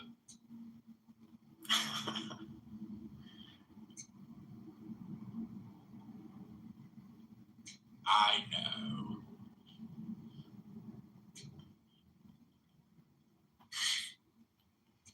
I know, brother. Yes. I need a computer. I ain't hacking this shit.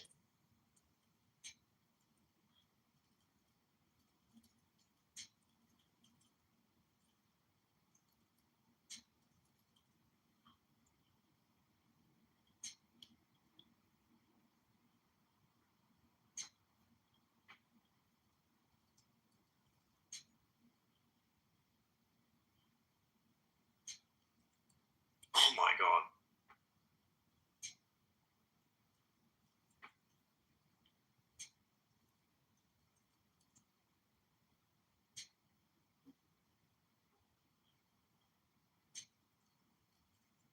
We will henceforth call the butterfly app no longer Blue Sky, but Blue Crawl. Okay.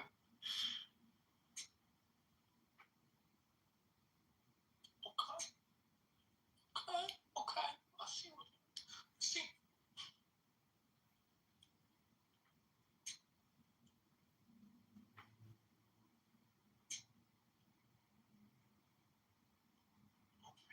Goodness. This is so fast. What is? This MLP I'm training. Nice. I too should probably get myself some more compute, you know? I'm just training this on my MacBook here, and it's going so quick. I'm not satisfied until every fucking small thing is rendered on my screen at max percentage. Dude, it's doing like a forward and backward pass of like 300 batches per second of batch size. What is it? Batch size 8 or something. I don't know. Yeah. Could you explain this in a non-technical sense, please? So pretty much a batch is like batch size, for example, this term. Batch size means how many images are in a batch or how many training examples are in a single batch. So that means if I'm doing 300 batches per second, that means if I have like a batch size of 8, then it's going to process about 240 images per second. It's going to learn from those. It's going to learn from 240 images per second very fast. Or sorry, 2,400 images per second. My bad. Interesting. Yeah. Each batch contains a shit ton of images. You're measuring as to how many batches it's training. Yeah, like per second. You can just look at it and see like, oh, Gotcha. batch 600, batch 900. Yeah, it's like going very quick. Damn. What's the resolution? 28 by 28 pixels. Oh, that's fucking nothing. I was like, wait a minute, something's gotta be like insane here. Yeah. Dude, what the fuck are you training? That's like useless, man. Well, it's just like a benchmark to see how quickly I can like essentially just multiply matrices together and get something to classify digits. The thing that I built it for the CUDA course, that's what this is. It's literally just different. It has more layers in it, and it's like more easy to understand. The one that I built in CUDA is like around 1,000 lines. This one is 78 lines of Python. Okay, I see. So it's like, yeah, Python's very does a lot for you.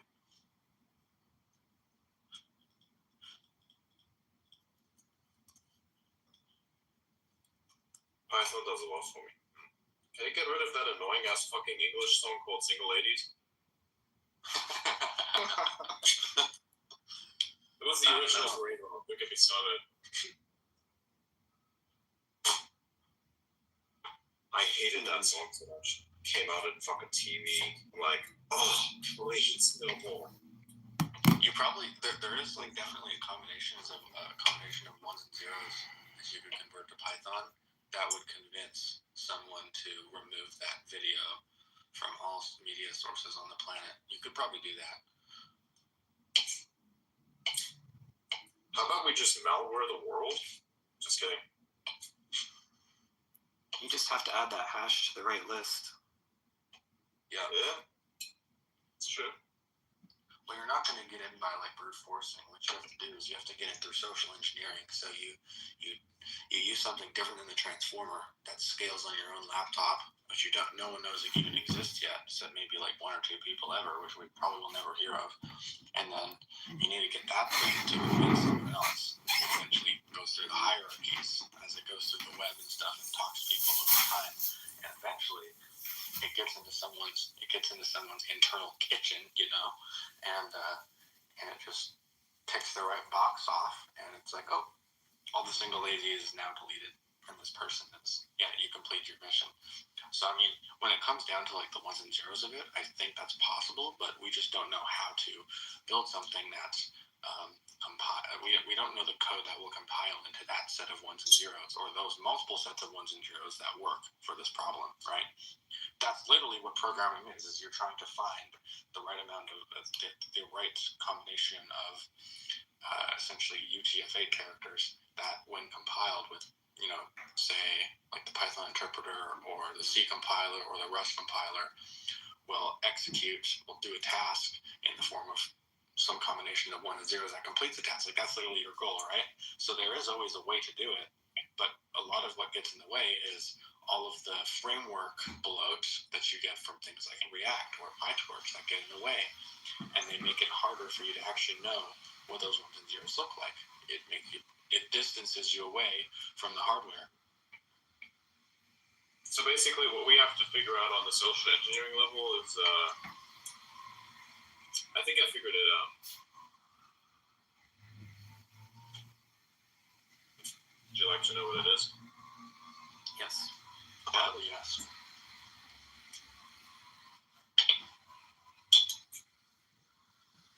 Aerodynamically accurate animators are the answer. Aerodynamic? It's like make it more pointy. Literally, I want this to be printed in a paper somewhere. There is a show out there where a bunch of people are saying a lot of stuff that is very socially unacceptable, including one of the things being anime titties. Aerodynamically accurate anime titties are the answer. Something like that. That would be great. I want people to get pissed about this. I want people to get triggered. Someone needs to say this on like Joe Rogan or Lex Friedman. It's like we're at the very end. They're like, what's the meaning of all this? And someone's One like, day, one day there will be an Adrian out of context thing. People clip things together just like what they do for TV shows, but they do it for things that I've said on Spaces. And one of those out of context things is going to be the animated thing I just said. So basically, aerodynamic animated. Somebody needs to do that. Adrian out of context.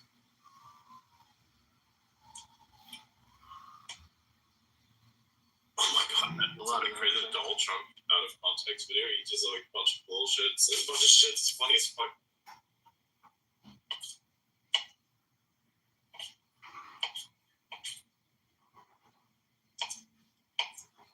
You know what's very dangerous in today's society? Memory holes. Memory holing is insanely dangerous.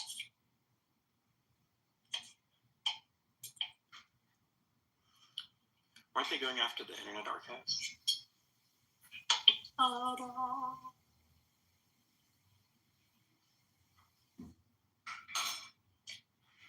You know what I'm a big fan of? I'm a really big fan. I think about it a lot. I think about it. You know what it is? What's that? Disclosure. I think about disclosure.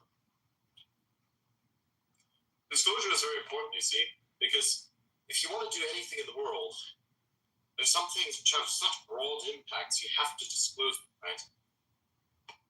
Like say, for instance, one of the reasons why I joke so much is because it allows for entertainment to effectively remain entertainment without it becoming a serious issue of some kind.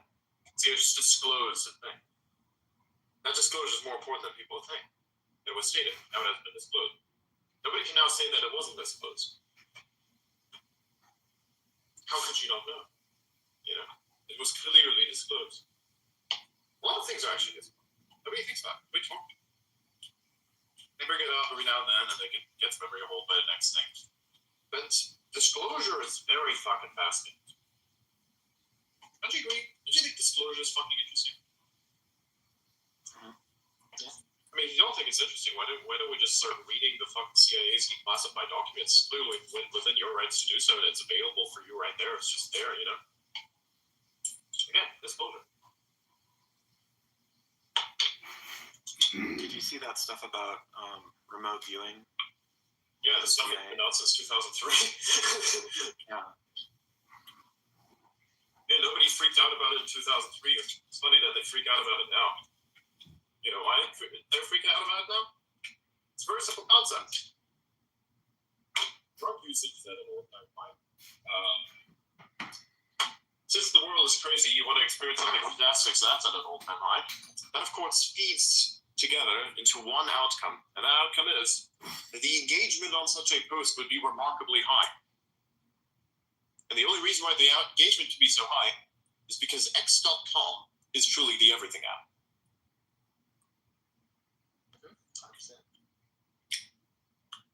If we had X.com like we do today in 2003, the UFO shit would have been in everybody's brains.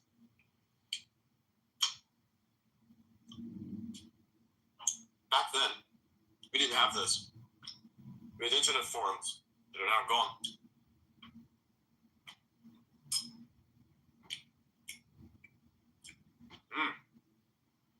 Delicious. I love steak. Steak is the best thing ever, man. God bless cows. God fucking bless these beautiful creatures. God bless them all. Indeed.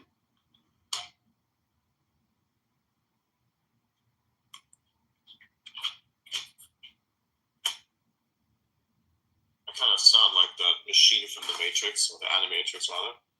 God bless all forms of intelligence, right as the world's burning. Oh yeah. Dude, people don't know how to fucking fear market. The AI safetyists are not competent. The reason why that is because if they wanted to create fear mongering, they would just fucking point to the Animatrix, but they don't even know that that exists because they're not very competent in the first place. Most of them are.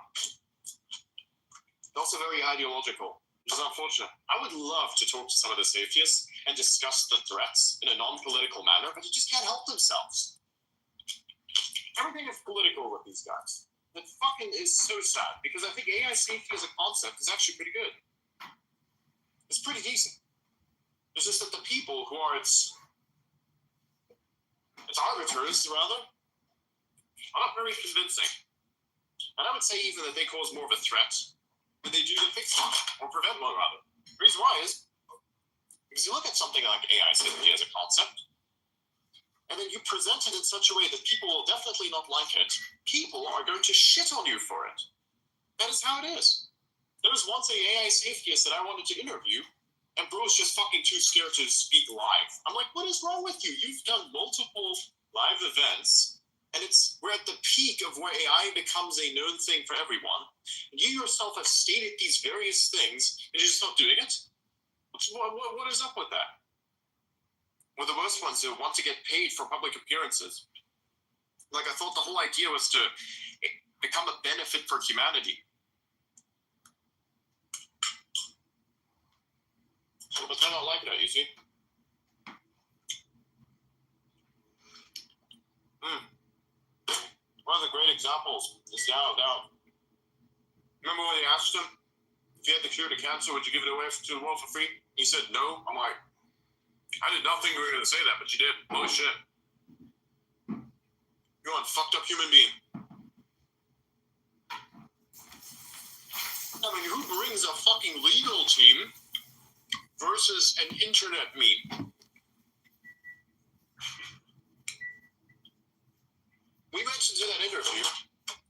managed to prepare a little bit, but at the end of it, I looked at the notes we were trying to take. I'm like, fuck it, let's improvise. And we did. So think about this. He came into a space with all of us, with a legal team in his ear, and research groups effectively all around him. Versus what? Tech bloggers and a guy who's basically a me. And you're still fucked up. That wasn't even the best part. That wasn't even the best part. The best part was when we established all the stuff that he believes in, and then that was the basis for the next space we had with Warren Redlake. Remember that?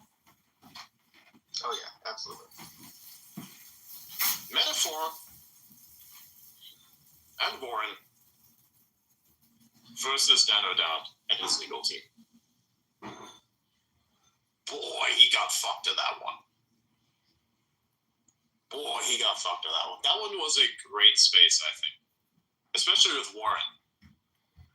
I brought Warren around because he's the only person I knew who's like, has a legal background in that he can fight like this. He has a very specific legal background. I have two people I know as a legal background. But he was the only one I could realistically point to who also had a decent understanding of Tesla. And we brought him up. And boy, that guy, he was ripping some ass. He was monopolizing the space. It was great. This is where's your data on Waymo coming from? There's a clip of it actually. Zero data down. Yeah. Zero data down.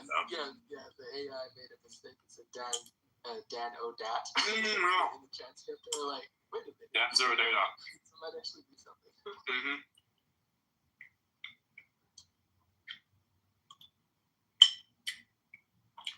Tesla Q discovering me was their greatest. It was their greatest mistake.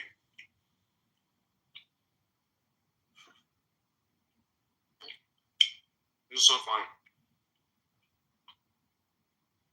Gordon Johnson, remember trolling him? Who are your sources? Leaves. Yeah, he's like, Leaves. bye. But as soon as yes.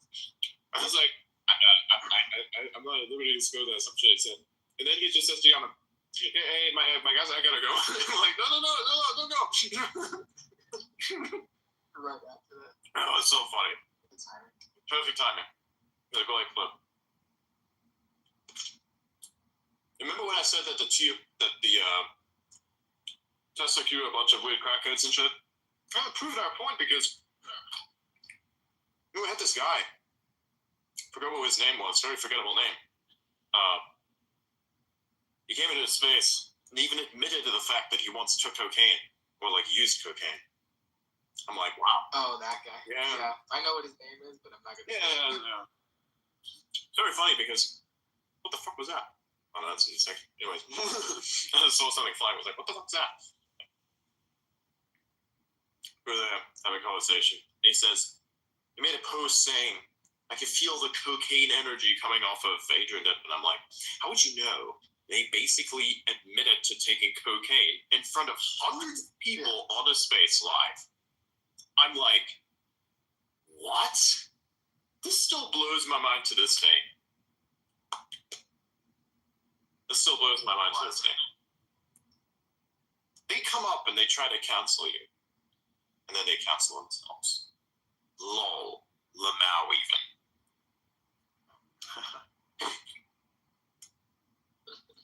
And then if they can't beat your thoughts, because you're better than them, they prove to you that you're better than them by them trying to dox you. Pathetic motherfuckers. They couldn't even get the details right. They tried to dox Elon. That was so funny. Wow. What a pathetic group of losers, really. What a pathetic fucking group of losers. And I don't say that often. I really don't say that often. Because I'm not that kind of guy who does that. But for those people, you've touched me in a very special way in places that I didn't even think I had. So yes, you're a pathetic group of fucking losers, man. Bunch of unaccomplished, rogue amateur armchair analysts who seek for meaning in the world by tearing down the towers of creation built by another We looked at your incompetent asses and said, yes, you are in fact incompetent. We do not want anything to do with you. That is how it is. That's what the Tesla Q is. Yeah. Look at Dano Down. Look at the stuff that he's manufacturing. I mean, isn't Green Hill software thing that's used as a base OS for HP printers? You know, those things that keep fucking up where people keep a shotgun next to it if it makes a noise that is, you know, unknown, you know, to take out the threat that you can't take out because the fucking security on those printers is absolutely fucking dog shit to the point that it doesn't exist. Worst. Fucking hate printers, man. Especially those. Printers are the physical manifestation of crony capitalism, and I'll tell you why.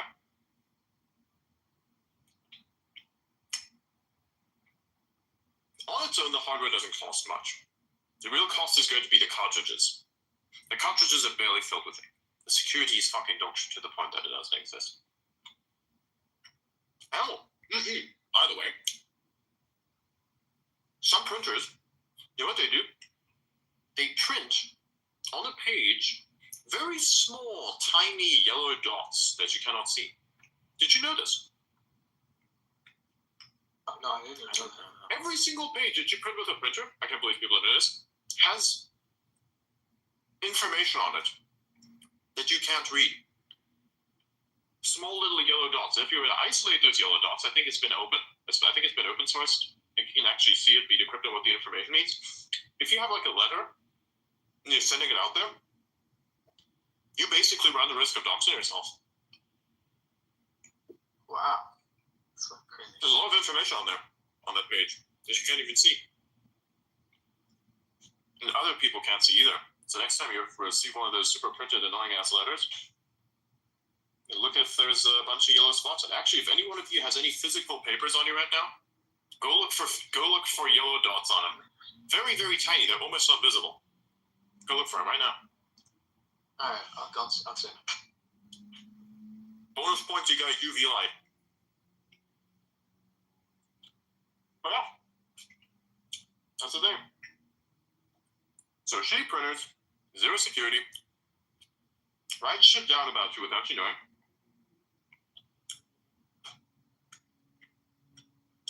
And costs a fortune to maintain. Wicked.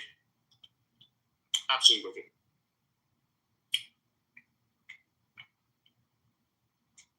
So how do y'all feel about this new intel that you just got? Oh, that's kind of scary, yeah. Scared? I'm gonna need to reverse engineer that for security purposes. You don't.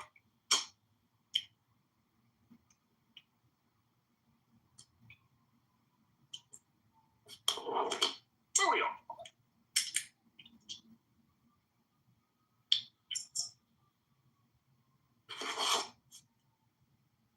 Also, can somebody explain to me why the newest LG washing machines have to upload 3 gigabytes of fucking data? The fuck they monitoring, bro? Hell, bought that shit. No, for real. What, is my washing machine sentient and watching YouTube? What the fuck is this? Yeah, I've been thinking it's been washing a little bit odd lately. Maybe it's losing focus. It's mining Bitcoin. Oh, yeah. Yo, the spin cycle is extra good. That one doesn't use much to get on.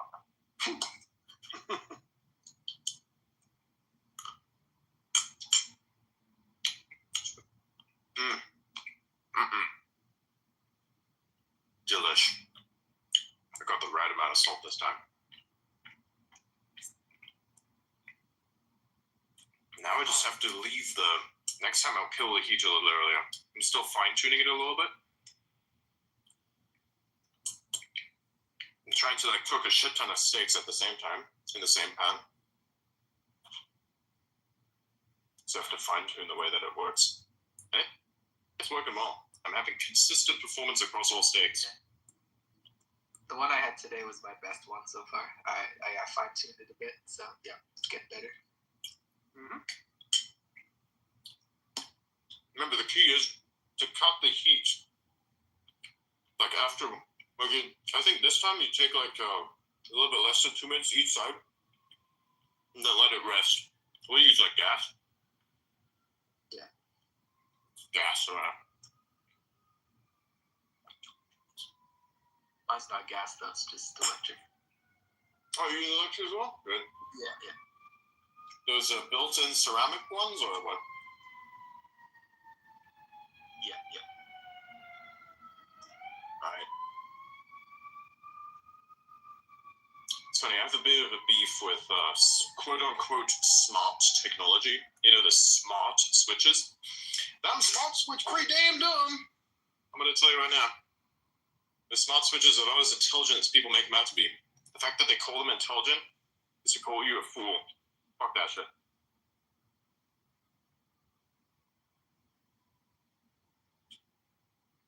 To borrow a little bit of the southern accent, that switch dumb as hell. The burp is not included. That's me. That's my signature. Spaceships have warp signatures. Adrian has burp signature. Just true.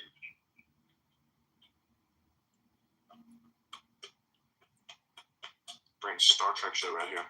But for burps. Oh. I say some pretty unhinged shit. But pretty sure a lot of people love me for it. Yes. Where else can you go and you have a show like this? Everybody else has to be like careful with whose friends they're gonna like insult. I'm like, I've burnt a lot of bridges. Those bridges don't want to burn me. And we don't burn each other. But they're still there. And we don't cross them. That's how it works. If you want to grow beyond the confines of another's mind and another's will, ye shall risk connections, you know? It is not pretty.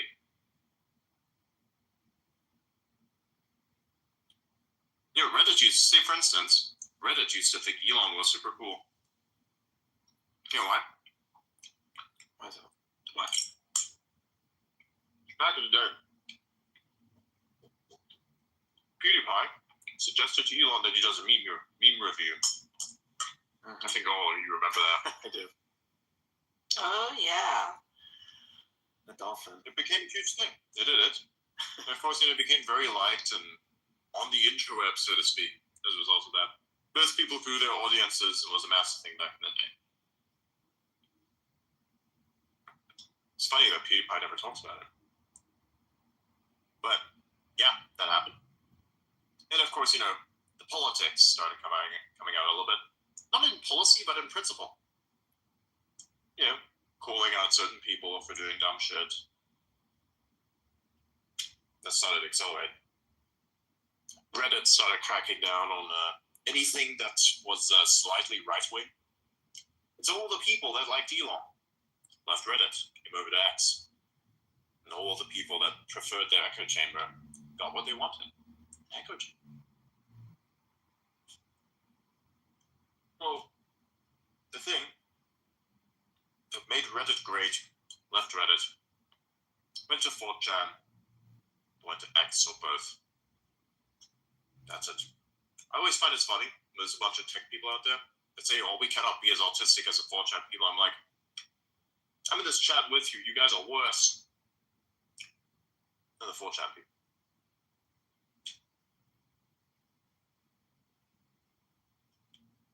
You just use more words to convey less meaning. Just kidding.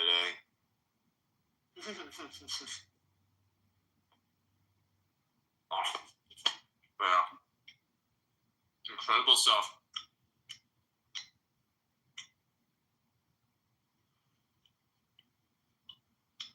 Yeah, that PewDiePie visit, that was meme gold. Mm-hmm.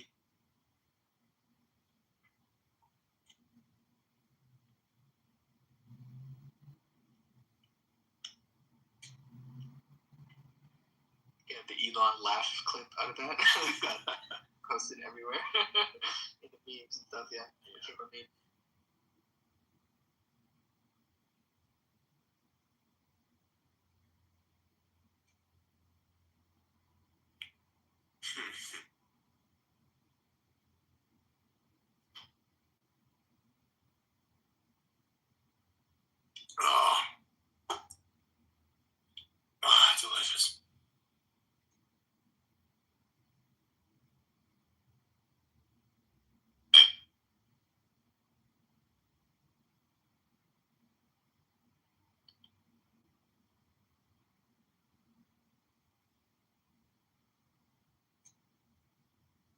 Oh wow.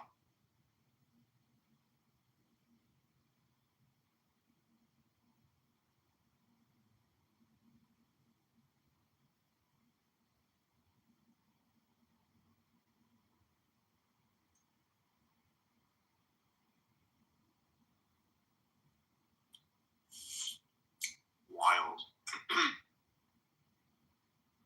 I was watching a Simpsons meme.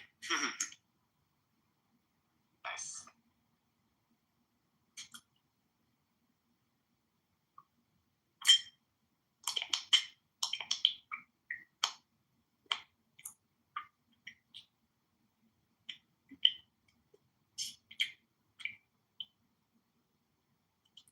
The fuck?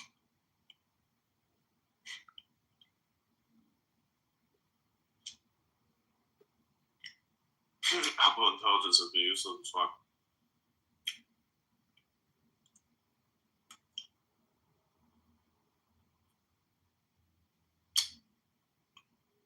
Apple Intelligence is not AI, as in not actually intelligent.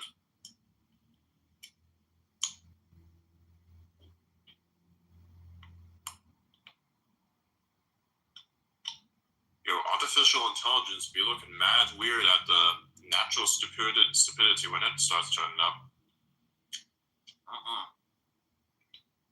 It's wicked. It's because the stupid people who buy their products don't know what AI actually is. You're one of them. You bought that product, but not for the AI. Oh shit. Okay, self-admission there. Burn. You got it. But what if I don't use Apple Intelligence? What if my Siri is turned off? No, perfectly good. I'm just saying, it's kind of funny that you're the person who buys that technology, though. Not for the AI, of course. I said that as well, but still, you're the one who posted MacBook Pro. Actually, why did you get a MacBook Pro? Yeah, good question. So, one is I'm moving around a lot, right? So I need this powerful thing that's going to help me get and do whatever I need to. Even if I just go completely nomad and just use a laptop, I should be able to do everything and manage it easy without having to worry about, performance issues. Should be able to store stuff, all that. And then I was thinking about, instead of the MacBook Pro, go to Linux instead and get one of those like Windows laptops and just flash a Linux image on it. And I was like, you know what? I don't want to have to deal with that shit again. So we got this option. All the software integrates with it better. I mean, it's overall just like going to save me a lot of time. I mean, just because you can tinker with Linux and learn a lot doesn't mean I want to do this every single day. So it's kind of just, I figured I'd get this. Alright, fair enough. Plus, like, I had this other smaller one, like this shitty M2 plugged into all my monitors and stuff, and it like could barely keep up. Like, it was lagging all the time, and I was like, okay, I can't do this anymore.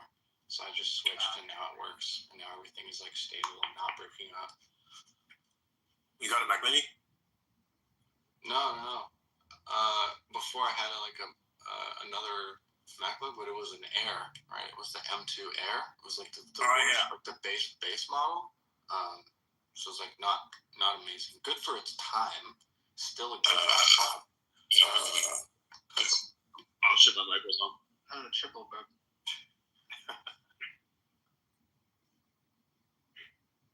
Remember this one time I had a person up. They used to join a lot, and I would burp a lot as well. And she would say, "Oh my god, why do you keep doing that? It's like my fucking husband burping into my ear every single day." I'm like, "All right, great. That's why I come here for, no?" They never came around back since. Loser. Can't hang.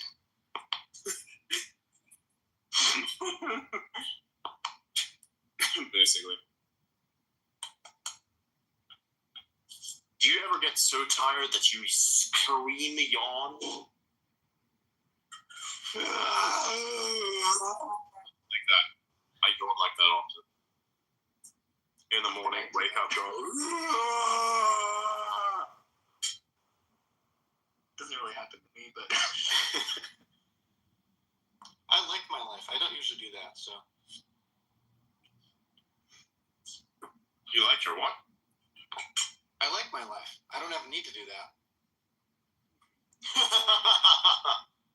There's people that'll wake up and that it's like I get it, man. I get it. These people sound like a rooster when they wake up. It's like first thing in the morning.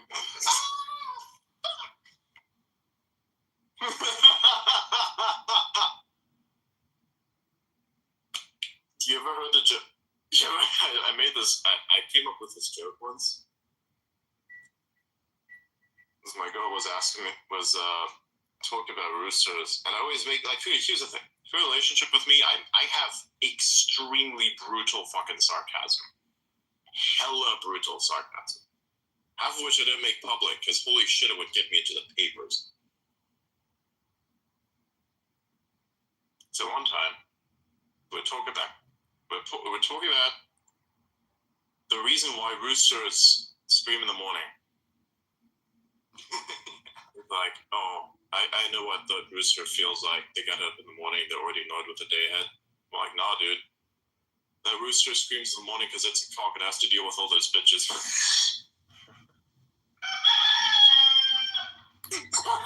Exactly. Sounds boring. That's just scream because its life is like that. It's a cock with full of bitches. That jaw stayed open for like 30 seconds after I told her that. That's what.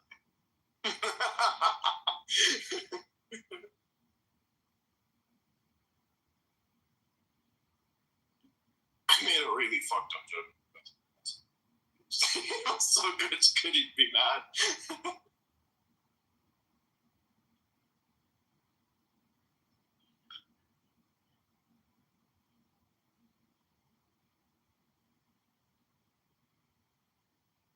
But yeah, so that's why cocks scream in the morning. Yeah.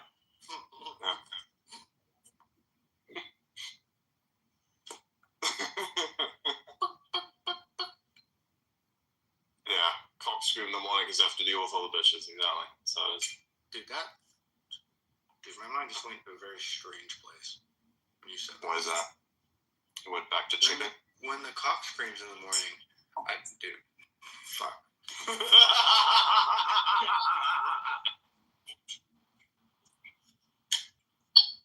What exactly were you picturing, sir?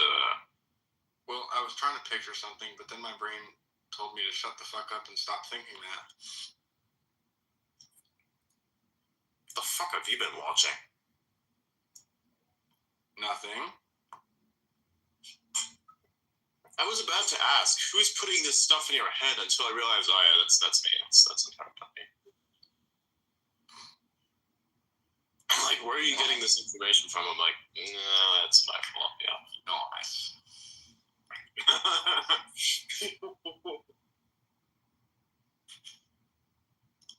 It seems as though I have a lot of influence on people sometimes. So no, that's that's the just my brain Adrian actually. diet. You were not monkeying around nearly as much when he first came around. The monkey mode has increased significantly.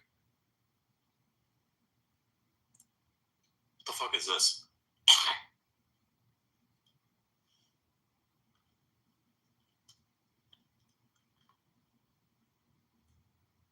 Oh my god.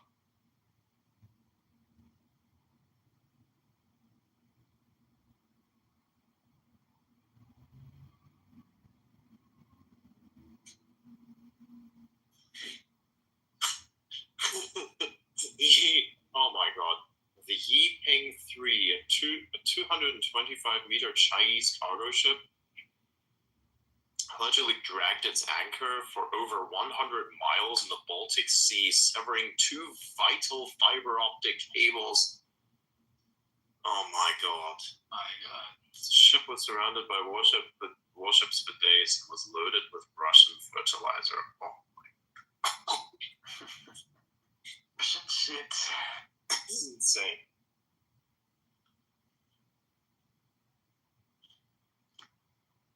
Check your DMs. I have a lot of communist memes. Oh yeah, something like that. Yeah, that's pretty easy. I think we can make it more HD. I'd have to probably send it to you.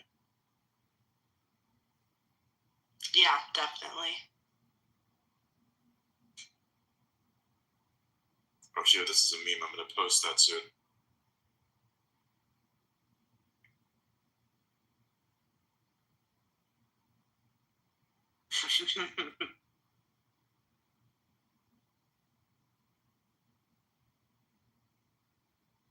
Oh, I love that one. Hey guys, I'm gonna post something.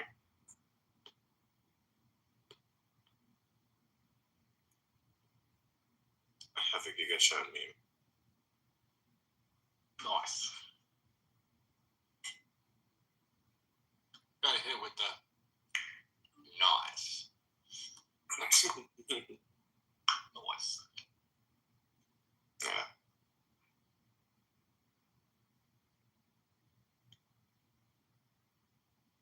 There it is.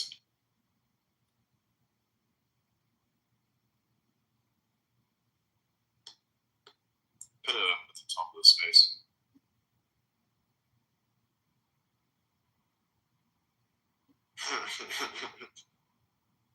That was revealed to me in the dream. But it's instead. Very nice, very nice.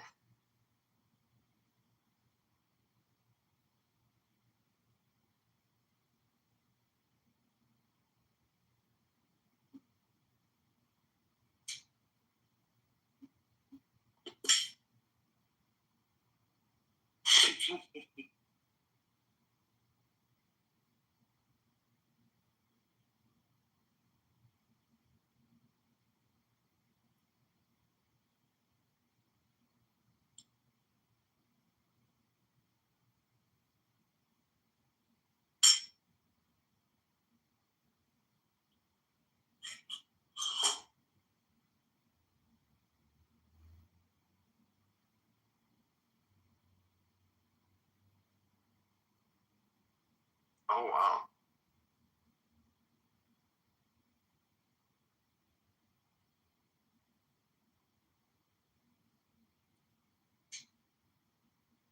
Okay, I'm gonna go. Good night, guys. Happy Thanksgiving. Bye. Later. Bye.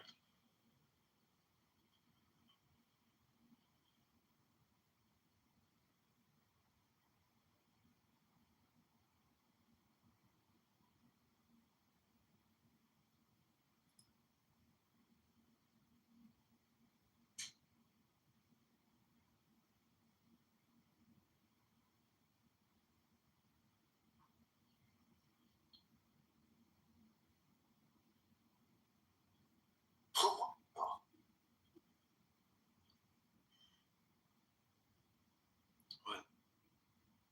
I'm seeing some shit. In case of an emergency, we're gonna snorkel the toilet.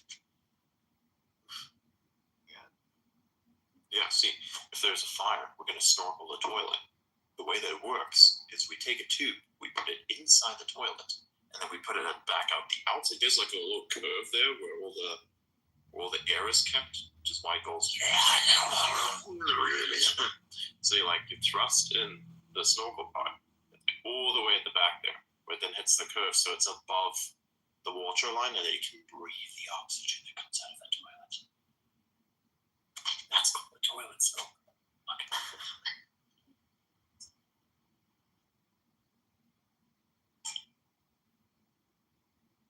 Wait, for real.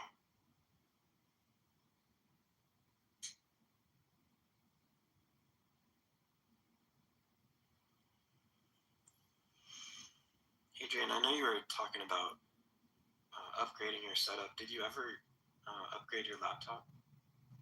No.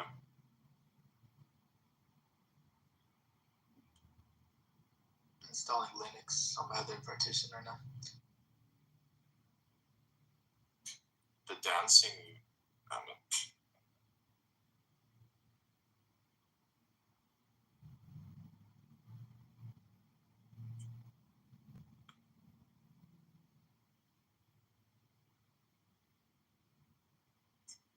What is it?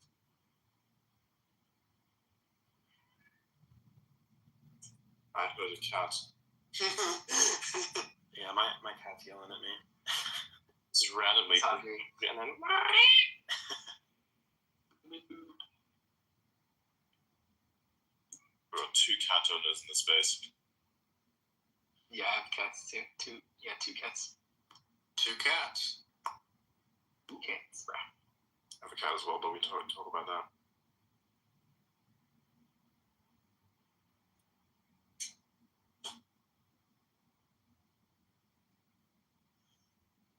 Does yours come inside or does it just live outside, Adrian?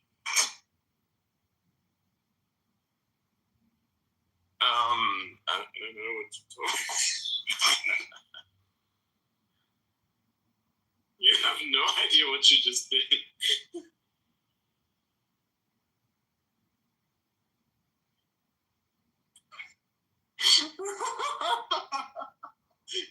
There was a thing that just happened that you just paused, which is absolutely legendary. Is it? Okay. I have an audience in real life too, you know? That was fucking brilliant. Everybody's loving this. Glad they liked it. Oh my god.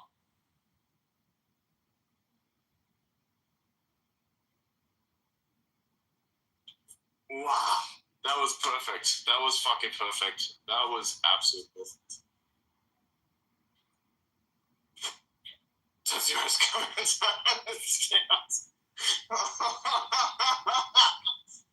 Oh my god. That could not have been dropped at a better point for me. Thank you very much.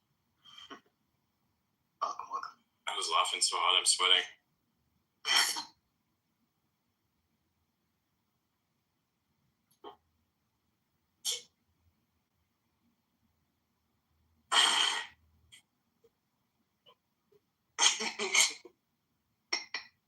Jesus Christ, man. That was perfect. That was actually perfect. I set up everything for the joke, and I didn't think anyone was gonna pick that up because it would be too awkward to do so. But I'm pretty sure nobody actually picked it up, and that's why it was picked up in all the perfect ways. So you could argue it was perfectly imperfect.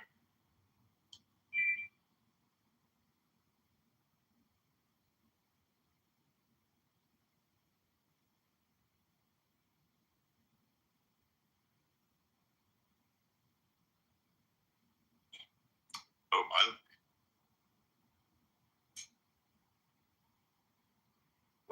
if we play Minecraft, I'm going to show you where the ecological dead zone is.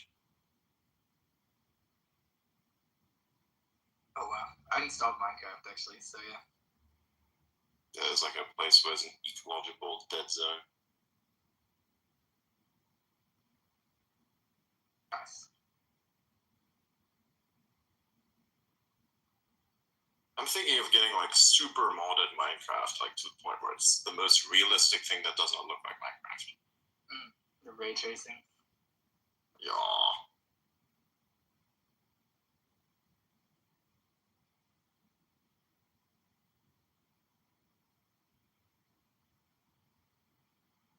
You know what I thought was really funny about Nemo? Was the edge of the reef scene where everything goes straight all the way down. That's very realistic. You know, in real life, it's exactly like that. Mm-hmm. It is. It goes straight fucking down. You can't even see it. It's like a massive wall. It goes all the way down.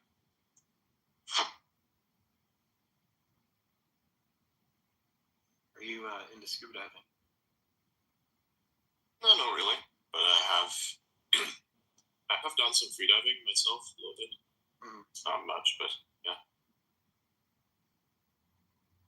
I try things. Dude, when you go deep underwater, that's just fucking freaky.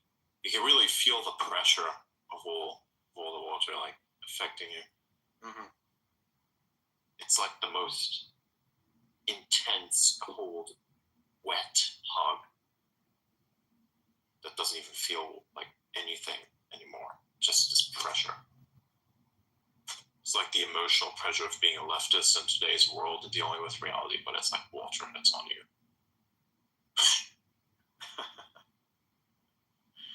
I'm just kidding. But yeah.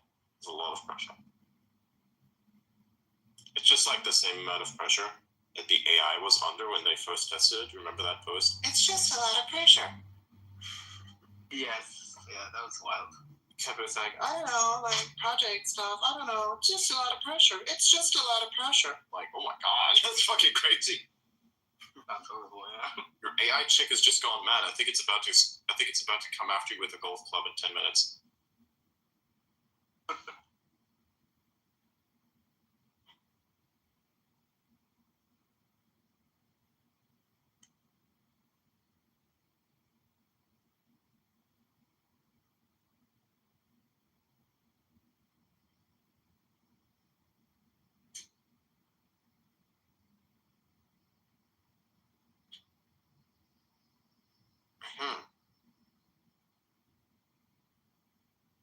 I'm gonna pop over to my MacBook here and test out the quality. 1 second.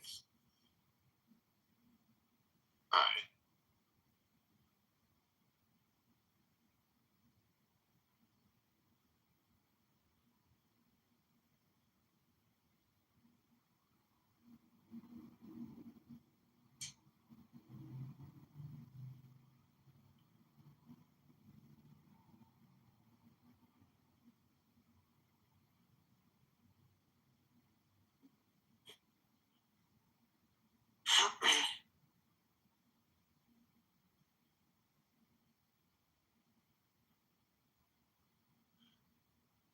Where is my Wi-Fi toad? I need to connect to the universe.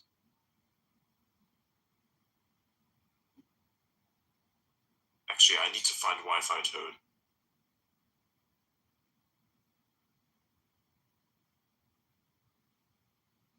Wi-Fi toad.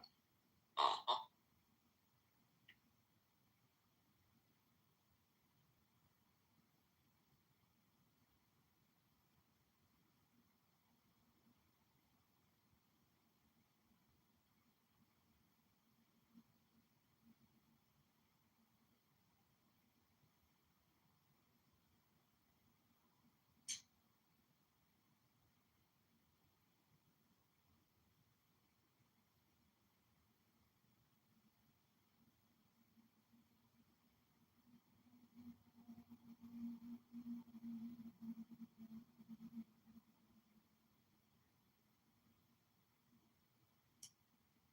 Bringing Elliot back.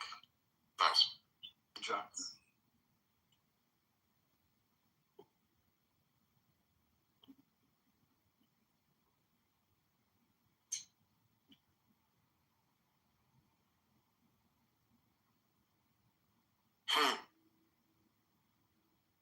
Oh, I found it.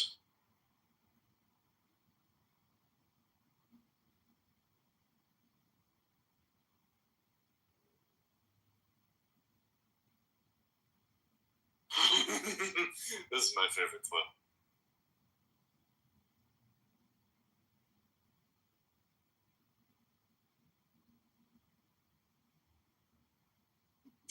I'm gonna download it, so let me find where it's this source.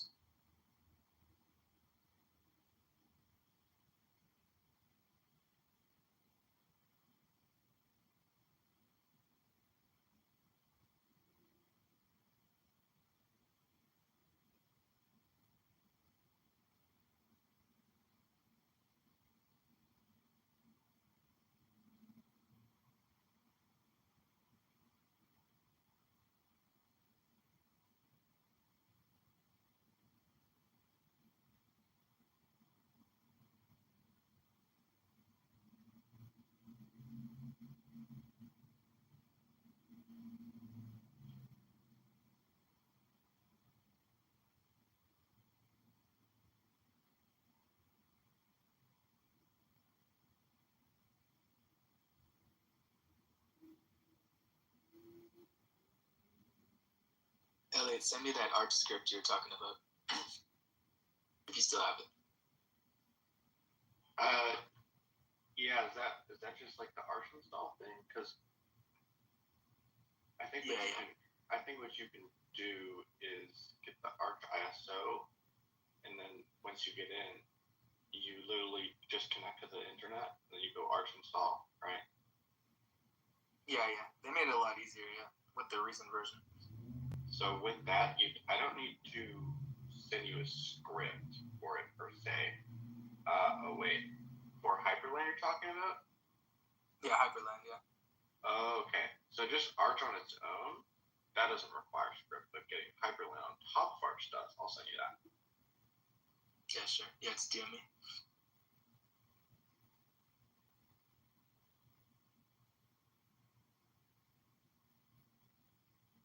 How's the mic quality on this thing? Not as good, I don't think, as your other one. Yeah, the other one's better. Good. My iPhone is better. Yeah. Try a different mic here. What about this? Good? Sounds the exact same. Exact same. What about this? Still the same. Damn. Alright, I'll switch back. Back to last one.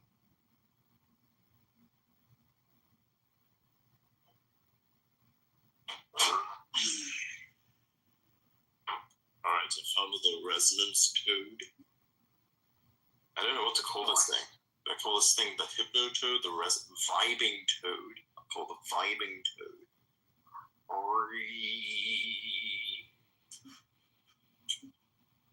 What's funny? The vibing toad. The vibing toad, yeah.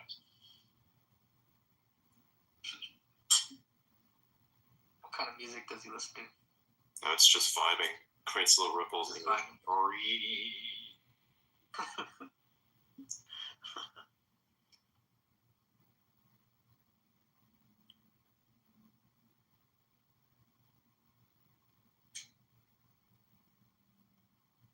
What the fuck is this?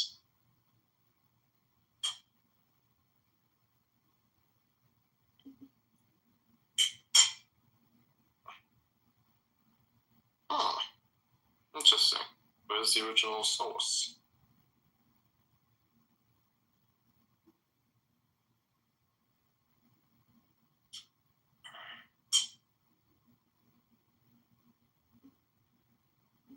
Right?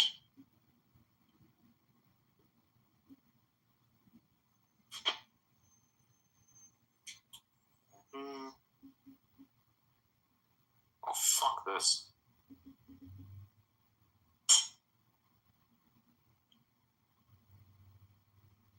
Need to get the final ID. There it is. Now inserting link. Nope.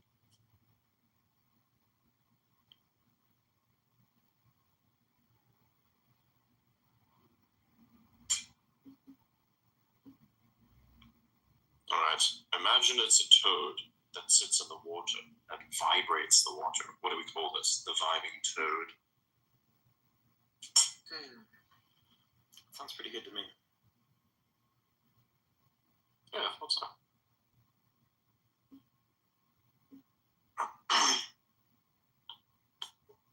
Wasn't worth the fun video.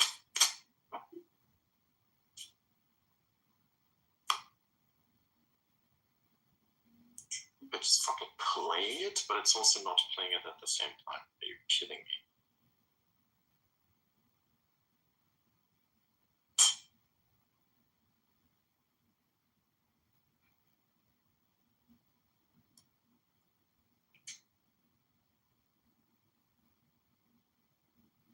What the hell is this?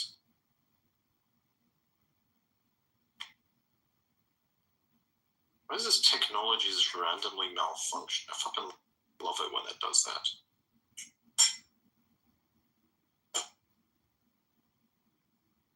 It's freaking great. I love when technology works and then randomly just shits the bed. Spectacularly. It's fucking great. Why is it like this? Downloads the thing, plays the fucking thing, but says, oh no, it's not playable. Logic. Yeah, it makes no sense. Yup Lacoon, the guy who's not back from Threads, is posted again.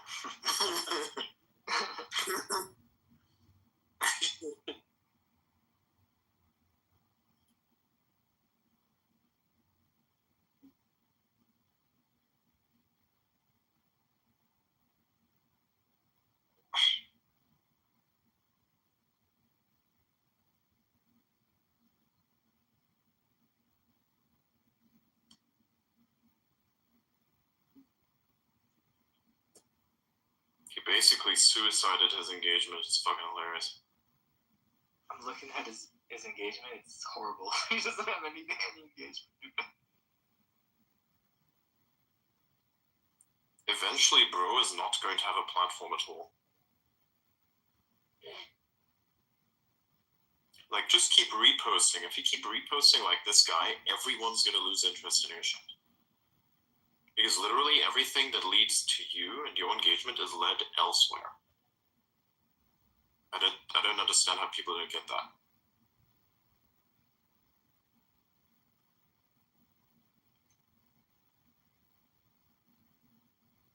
Post-warp clarity is undefeated. That's unrivaled.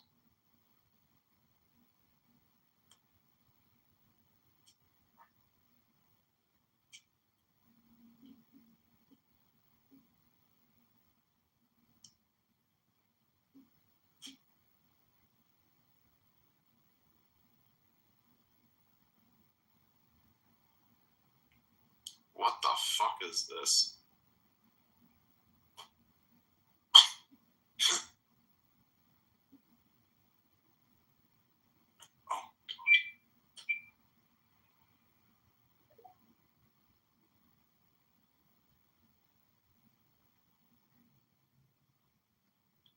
Alright, re-downloading the video. It's not working. Why is it not working?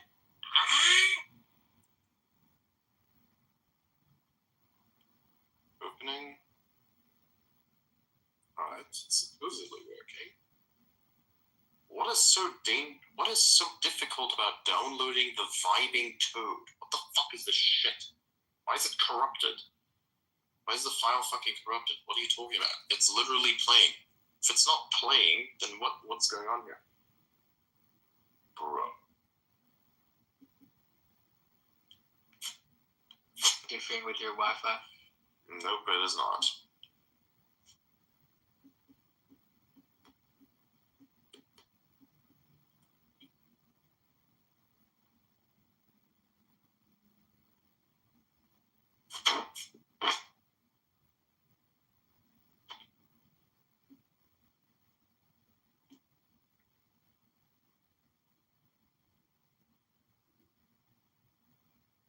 Oh, nice.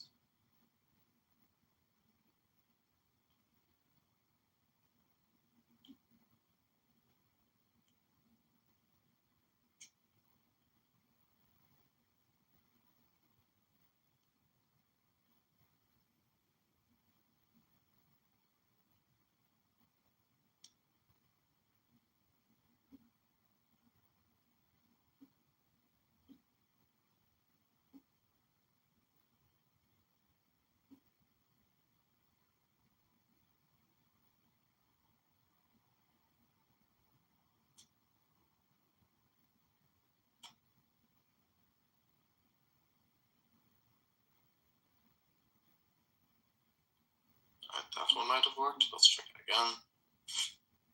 Yeah, that one worked. The fuck?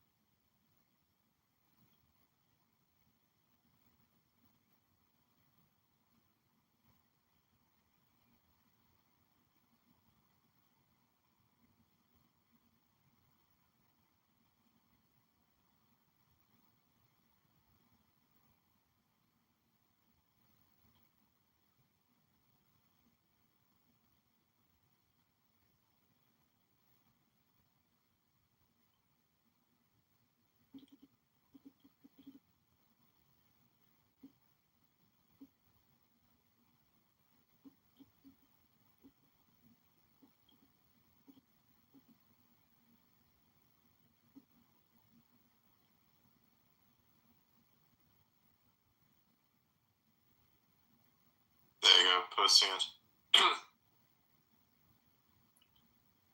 I have one more video somewhere, but it's like a frog farm. Not sure if anyone of you has ever seen a frog farm before, but it's like a farm full of frogs, and he's got like an army of frogs, an actual You frog. see the frog backyard? The guy like created frog spawn in his backyard, and it was like an eco hazard. It's fucked up. Wow. I'm so glad that I did not think of this. I'm so glad that I did not think of this as a kid. I would have definitely done it. I mean, sometimes it's a thing.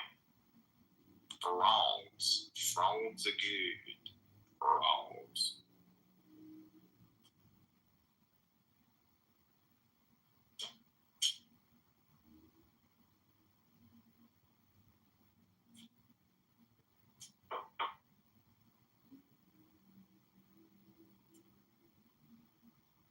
Immaculate vibes, yeah.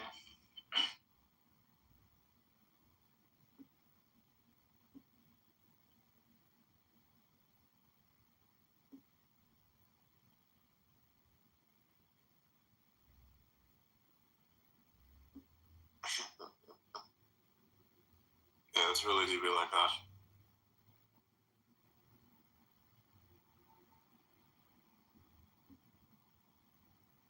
Has it posted? Yep, there it is. See, look at this frog. Look at it. Yeah, yeah. Quite a Tony's making there. Yeah, that's next level. It's cute, isn't it? The vibing toad. It just sits in the water and then I think that's fantastic. Yeah, that's cool. It's just brilliant. Unbotherized, moisturized, in his lane, focused, flourishing. Yes. Exactly. That is fantastic.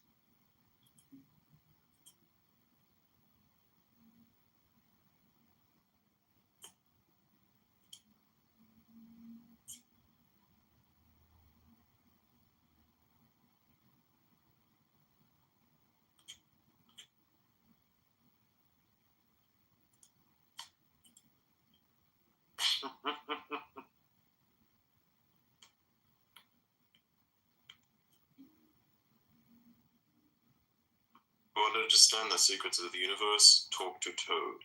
Toad knows. I want you all to look at this video and understand that Toad is the vibrator.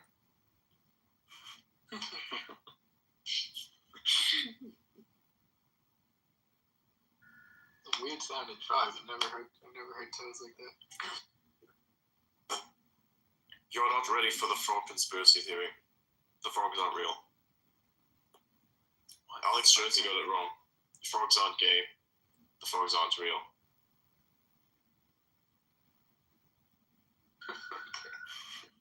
My God. You got it wrong the whole time. It was never about the gay frogs. It was about the machines, boy. Yeah.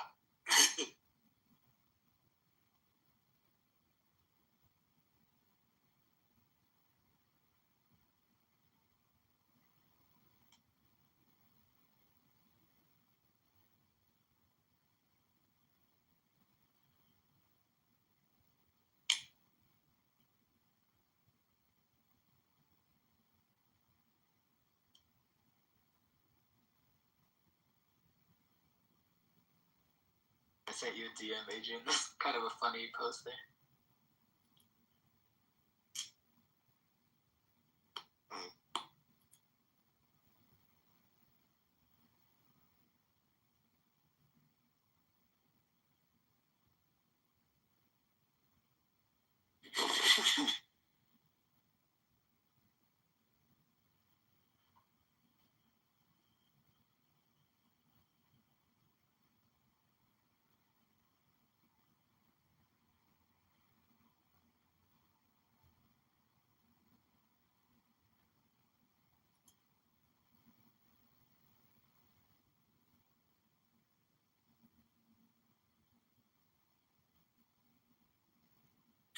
I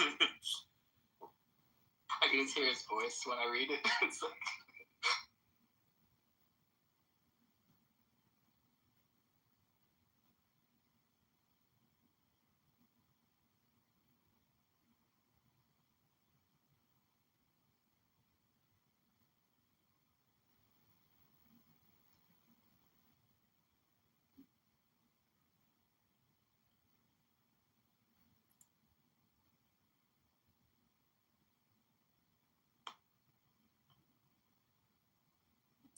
What is it, this? I just DM'd you. Let me see. Oh my god.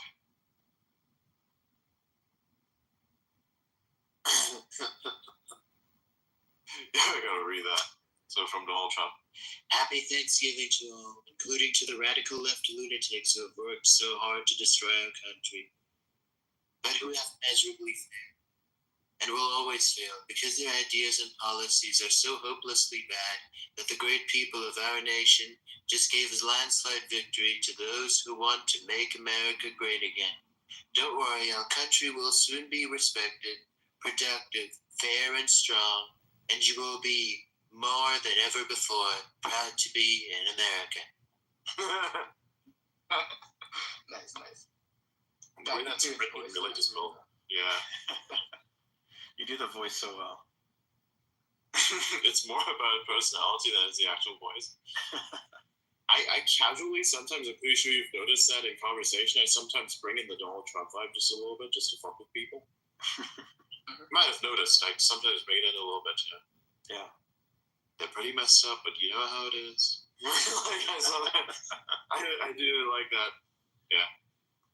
I bring it in sometimes and nobody knows. But we gotta bring it in some more so people do in fact know. That is how it works.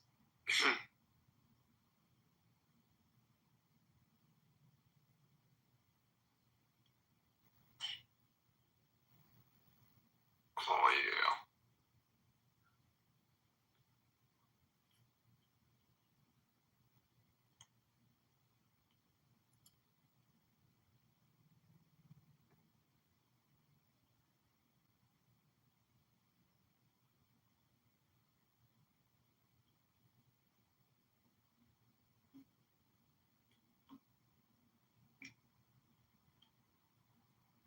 What's it with all these fucking ads, bro?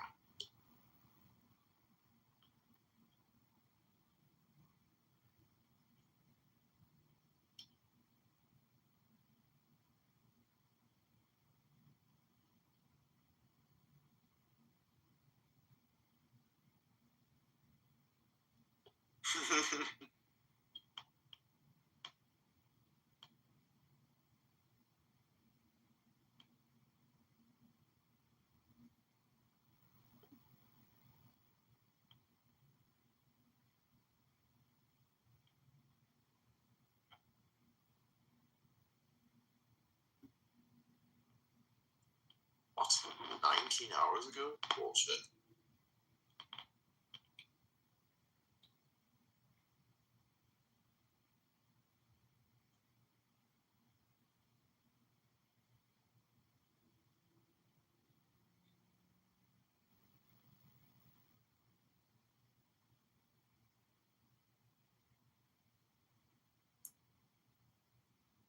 What the fuck is this?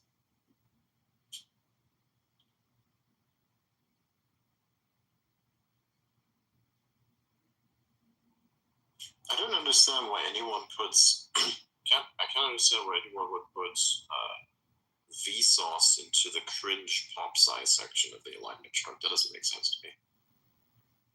Nah. The shit that he's done is fucking hilarious. I used to watch all this stuff back in the day.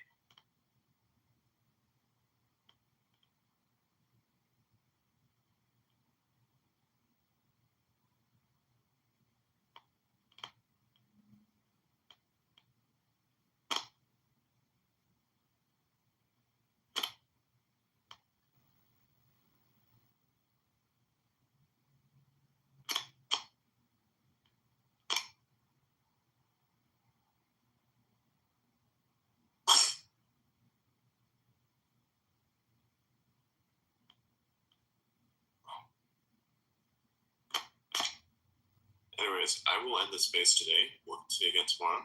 I got some stuff I'm gonna do. And I'm probably going to hop onto my jellyfish ship and blow some shit up. So, good night, y'all. I will talk to you again tomorrow. Good night, guys. Awesome. Good night. And so, Good night, everyone.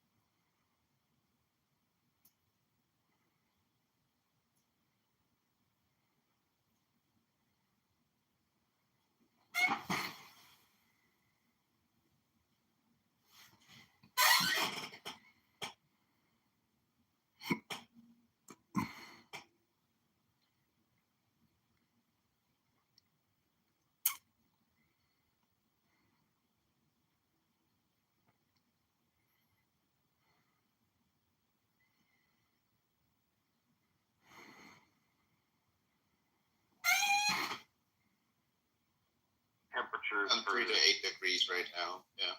Yeah, that's kind of average, right, for this time of year in Boston. Yeah. Probably. Mm-hmm. Yeah. You guys are sea level, so Yeah.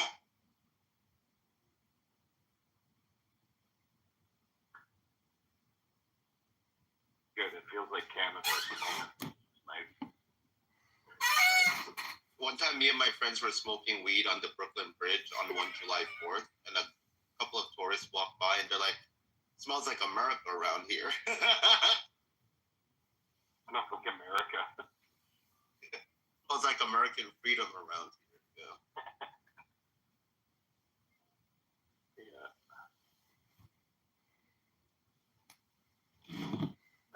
I don't know what I was on the road all day. I don't know what the hell happened today. Is the ceasefire holding in the Middle East? Find out.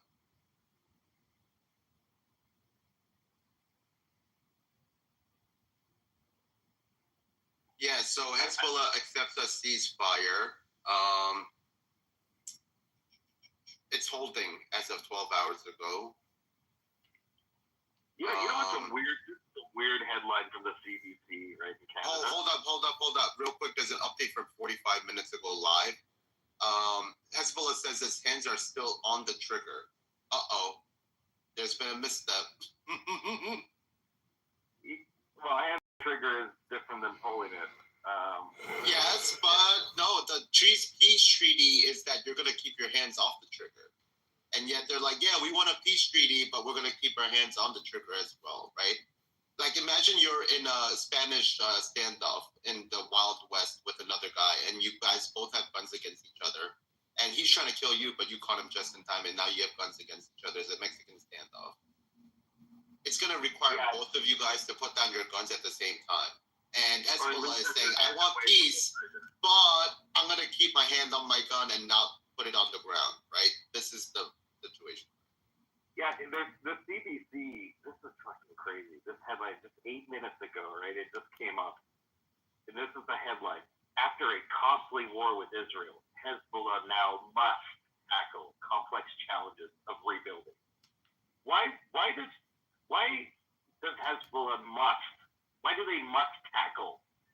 No, but why are they coming from the view of the Hezbollah? Like, why are they like? They sound like Al Jazeera right now. They should. This is what Al Jazeera should be writing against the West, and yet Canadians are writing on behalf of the Hezbollah. This is crazy. I know. It's like Hezbollah must now contemplate rebuild and strengthen its resources so they can attack us back in 10 years. Yes.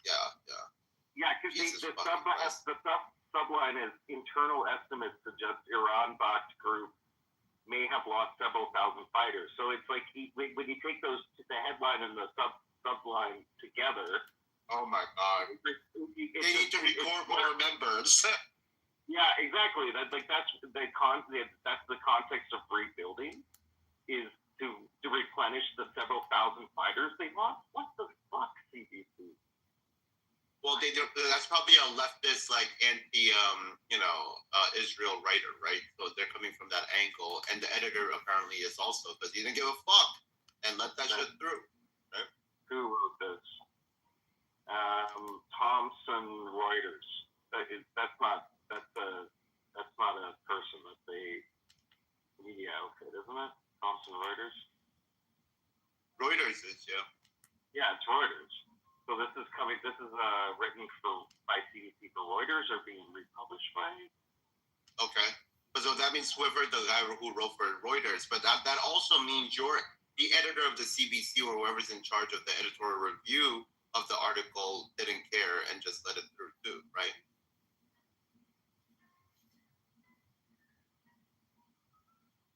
I mean, I guess they could squirm out of it by saying, well, Israel's war was with Hezbollah and not Lebanon. But, like, why? Yeah, but shouldn't it be then Lebanon has to rebuild instead of Hezbollah? Like, if you're against Hezbollah and you think that they're a terrorist organization, you could make the argument that Lebanon will have to try to figure out how to rebuild despite Hezbollah's, actions. But they're saying that Hezbollah needs to rebuild and replenish its resources. For what reason do you want them to? Like, what? The onset of the ceasefire leaves the Iran-backed militant group Hezbollah to manage pressing rebuilding challenges in Lebanon in the aftermath of its deadly war with Israel. With the bodies of its fighters still strewn on the battlefield, Hezbollah must bury its dead and provide aid to its supporters who bore the brunt of Israel's offensive as the first steps on a long and costly road to recovery. I feel like I'm reading Mao's journal right now, but if he was a Middle Easterner. Like, what the fuck?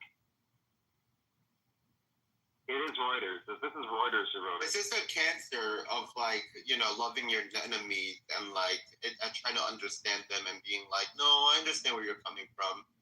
When your enemies are trying to kill your children, you shouldn't try to empathize or sympathize with them. It's just get rid of them. And liberals are incapable of doing this. Oh, pedophiles? We'll just release them, and 2 years later into the same town that the kid's in, Yeah. Freedom. Yeah. They're quoting Hassan Fadala, a senior Hezbollah politician, told Reuters the priority will be, quote, the people, and quote, to shelter them, to remove the rubble, to bid farewell to the martyrs, and in the next phase, to rebuild. When they're saying rebuild, what are they meaning? They're talking about rebuilding, the groundwork for terrorists. Correct. New bosses. Yeah. They're like, these Hezbollah's too weak. They need to invest in rebuilding, right? Like, whose side are you on right now, right? What's next? Are you gonna then pointers? Are you gonna have routers send over like a contractor to help them get through this hard process of rebuilding? Like, what is going on right now?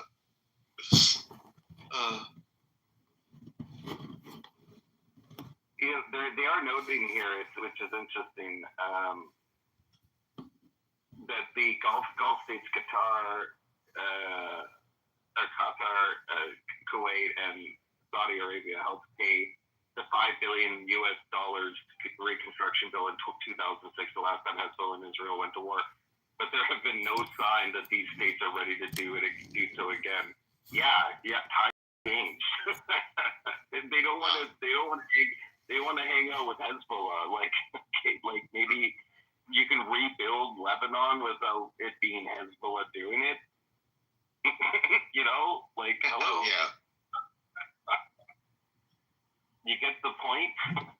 Hell, if Lebanon was able to ice out Hezbollah, Israel might even throw some money in to rebuild. Like, this is. I'm not saying Israel is immune from criticism or any of that. Like, that's not how the take is, right? But it's just like. Anything on Gaza, bro? Anything? Is there a side dish on Gaza? It's rubble and people are starving to death and there's disease and it's just miserable. I don't think there's anything new. The main dish is suffering and the side dish is having all the glory. What the fuck? The what? I think Gaza is the main dish.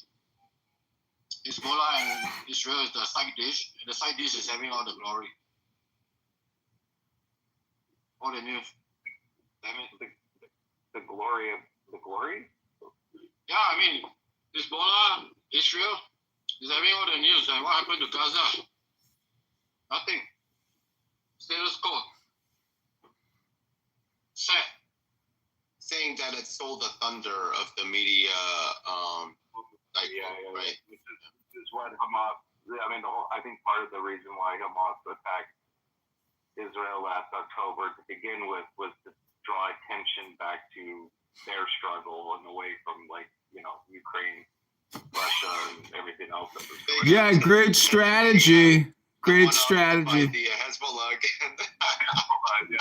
Hezbollah really executed a great strategy because, Gaza isn't there anymore. Great strategy. And Edmund, you have 2 seconds to change your voice before I kick you out of the room.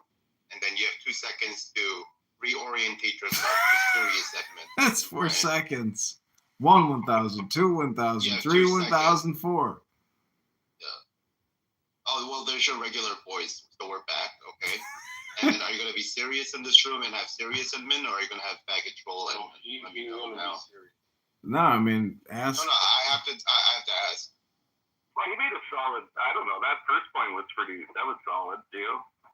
Yeah, but he trolls in ways. He trolls in his tone. He trolls in the words he says. He trolls in many different psychological ways. You don't know Edmund like me. He engages in verbal, tonal, and psychological warfare simultaneously. I know my enemies. Correct. I know my enemies. You don't. So I've known Edmund for 4 years on this app. If you don't curb him in, he'll spend 4 hours talking about self-actualization.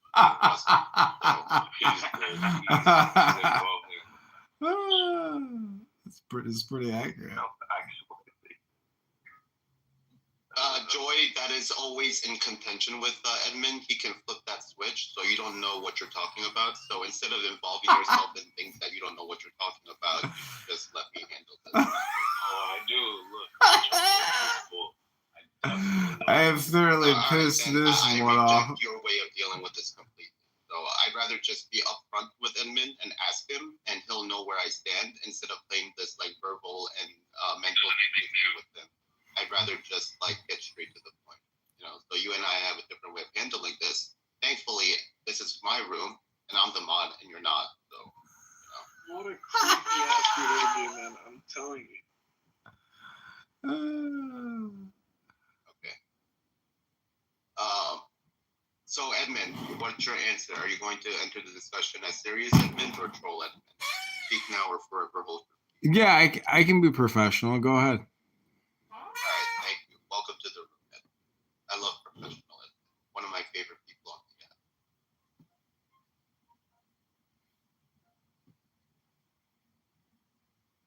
What was your point again? Could you restate your point, Edmund? So in philosophy or psychology, the whole point of therapy is to bring you back to the now, the present moment. No. The point about Gaza, I think. Yeah, the present. Nice try. Do you see this, Adam? Do you fucking see this? They have faggots like Joy and the other guy being like, "Oh, you're weird. Oh, you're weird." This is what I fucking get. His point was that like Gaza has been leveled. Good job, Hamas. Like you really achieved. That was the point. Correct. But you and now he's ready to sound like Asian type. Correct. And then we have faggots like Joy over here being like, "Oh, this is why."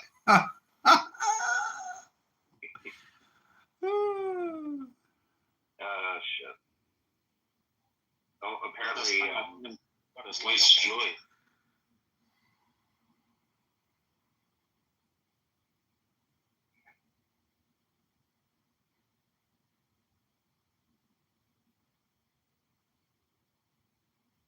Joe, this is my first experience.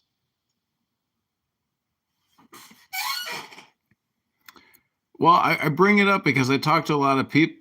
I bring it up because I talk to a lot of people here on this app that are very pro-Pally, and unfortunately, they're unwilling to admit that the entire Gaza Strip has been completely leveled and that it's all rubble. So until you admit that it's all rubble, you're really doing a real political psyop hypnosis on people on this app. You have to admit that it's rubble. They don't have plumbing. They don't have heating. They don't have air conditioning. They don't have refrigerators. It's all gone. And until you admit that, what you're doing is just political posturing. And that's my opinion.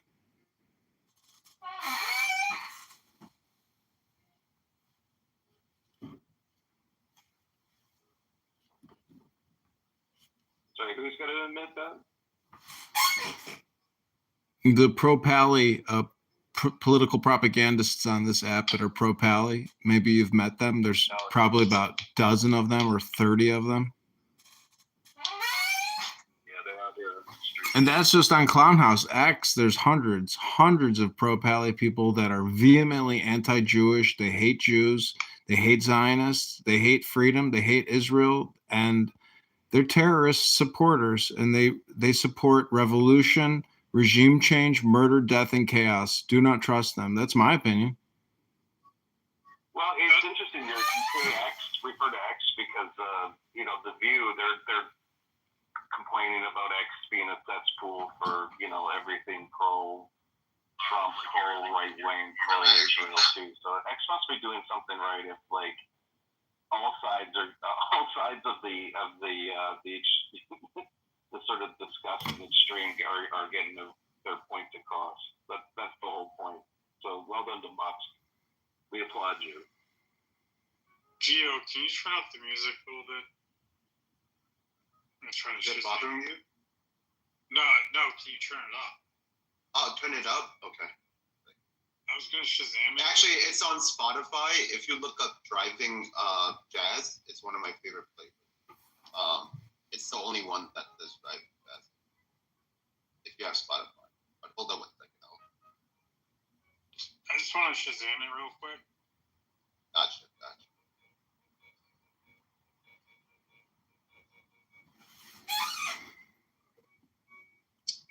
Any other Miles Davis fans in this public room? Yes. Yeah.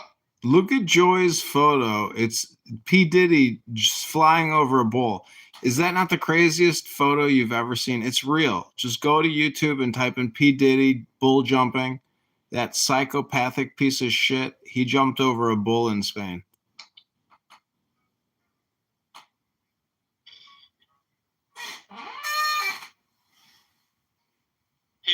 was Are you our sure that sexual Voltron is working? harassment allegations? Did you get what you want?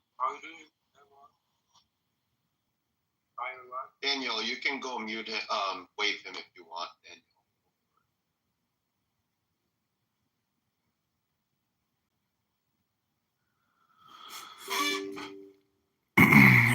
I'm still pursuing legal allegations against my manager and coworkers I don't for. get why nobody ever uses a fucking wave function in this fucking app. Like, what's the point of having it there when you guys can fucking... How are you gonna wave at all of us? You might as well just tell us. Oh, wave function. I thought you were talking about statistics or something. Got him. Oh,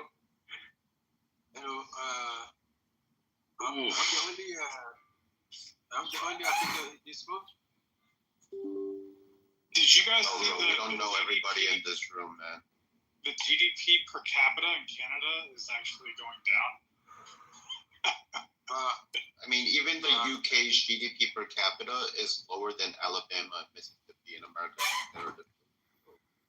Yeah, but Timothy O'Leary goes on CNBC and says that that French politician is going to take over and that Trudeau is done, that they're going to ramp up oil and gas investment because of the natural resources.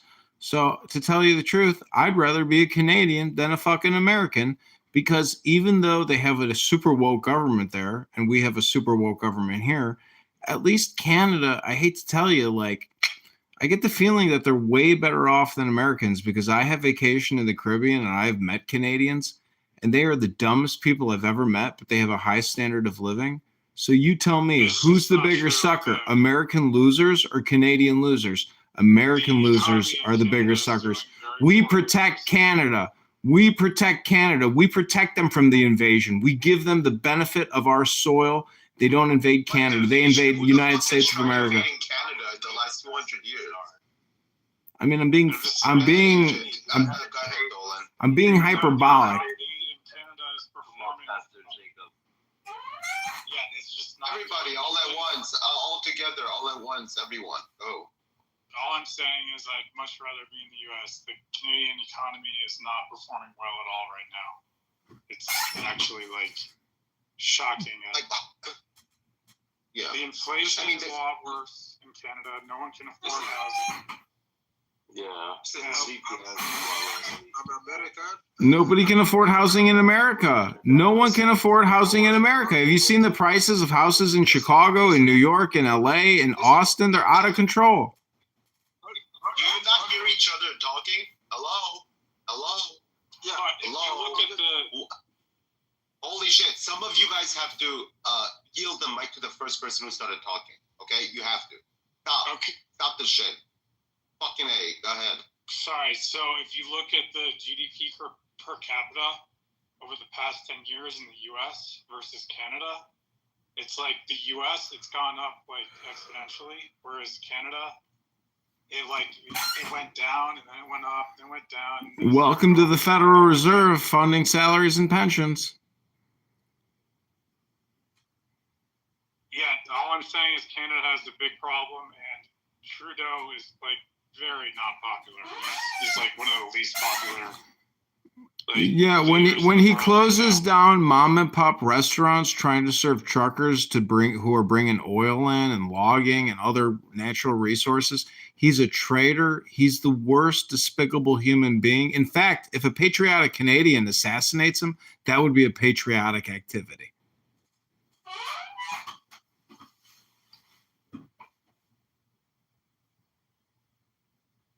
See, this just surprises me because I for some reason it was in my head that Canada was doing better than the U.S.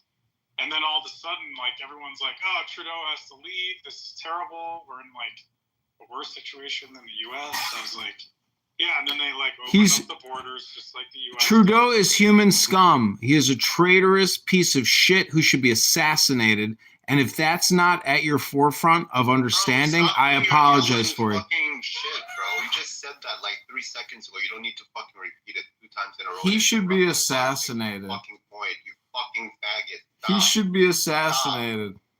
Go be a demagogue somewhere else. Go start your own It's true. It's true. Go ahead before you are so rudely interrupted. Well, I just think it's probably you're going to see another red wave through Canada just because the Liberals have failed Canada. And this is coming from, I'm a Liberal, so yeah, it's just kind of sad. Like, Liberals have just dropped the ball. And they're more concerned with, like, virtue signaling than they are with economics. And I don't understand how we got here. They're more concerned about pronouns than economics. Thank you.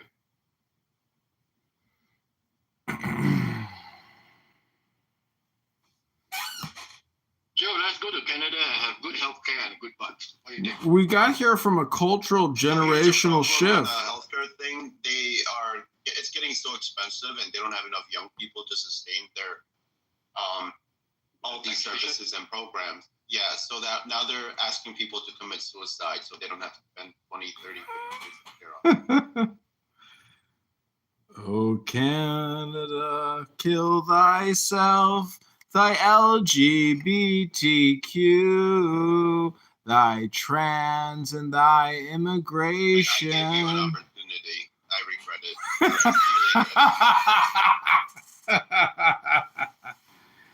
Oh shit, I fucking did the wrong person.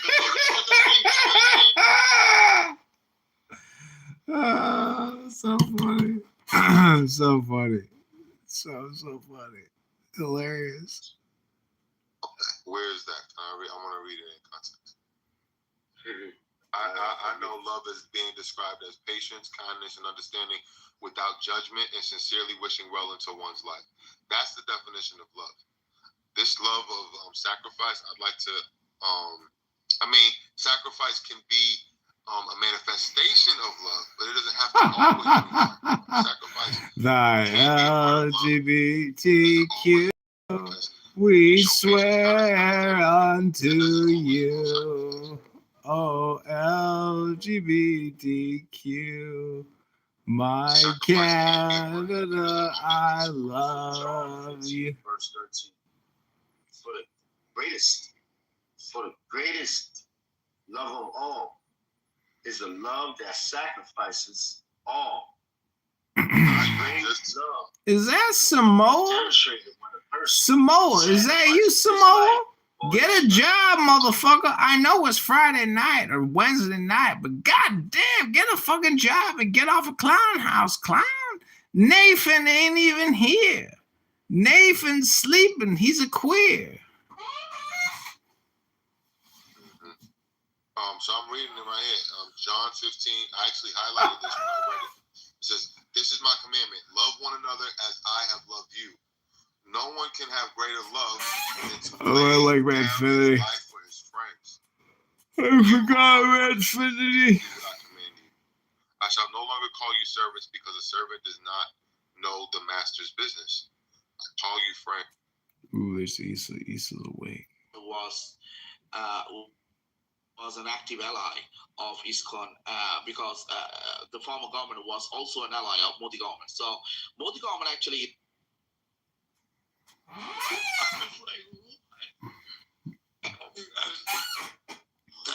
That's worse than Puerto Rico.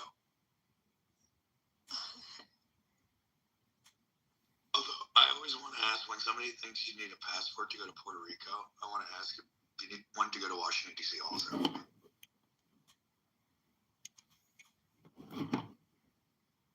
Hi, Edmund. Lorizio, what's going on with the fence?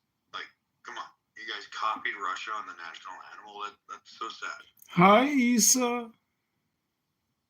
I think you're blocked from these rooms, right? Like somebody has you blocked, or are you able to see them? With the Bitcoin rooms? Yeah.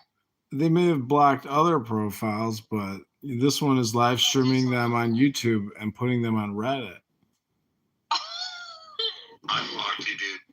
That's how I deal with these people. If you're gonna talk about the Jews all day, or you're gonna talk about Bitcoin all day, I don't care. I'm gonna put you on YouTube. It's your choice. Were you here when they were talking about Edmund the other day, Richard? I think so. that they were saying they were mentioning Adrian and Adrian here and Adrian there. And I'm like, who the fuck are you talking about? And he's like, oh, that guy that puts the things on YouTube. I'm like, oh, that's Edmund, yeah. And they were saying you are retarded or whatever. I'm like, no, he's actually one of the less retarded people in Clubhouse. There you go. So therefore, you're talking about a bunch of cucked ass bitch Bitcoin boys that get lattes for their wives at 8 in the morning in their SUVs. They're bitches in this app. On this room, they're just a bunch of cucks. I don't give a fuck how rich you are. If you don't go to the gym, if you don't read philosophy or poetry, you're just a bitch.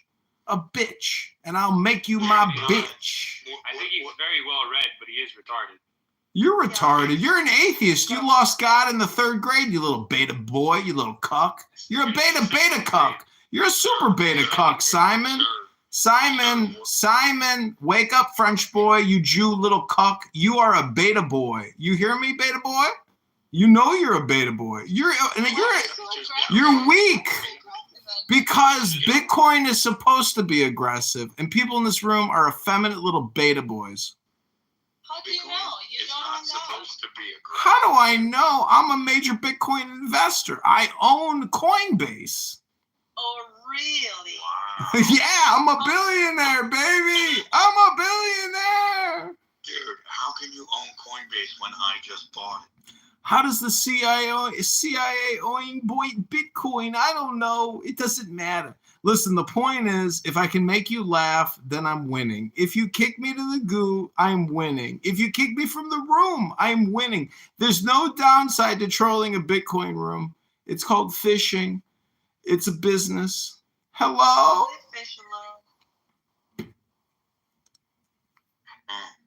No, I'm a comedian. You gotta respect the game. Anyway, this room is dying anyway because Richard's going to sleep. I'm gonna go to work. And Drew is sleeping.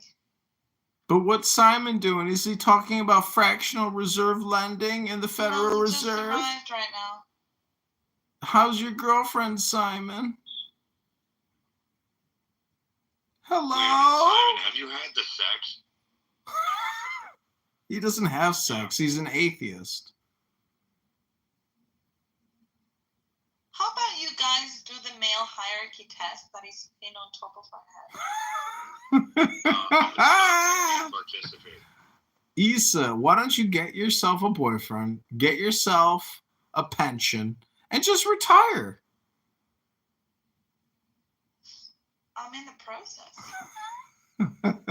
Can't you get the money out of the sweet Switzerland government? You've been there long enough. Why aren't you like a mayor or like a constable or a general or something? I mean, how do you find yourself? Finding myself a government job and just like live off from it. Yeah, just live off the taxpayers, the homeowners that pay the property taxes in Switzerland. Just live off of them. We don't have a socialized system here. You don't have property taxes? How much does it pay to make cheese in Switzerland? Those big Swiss wheels? Queso.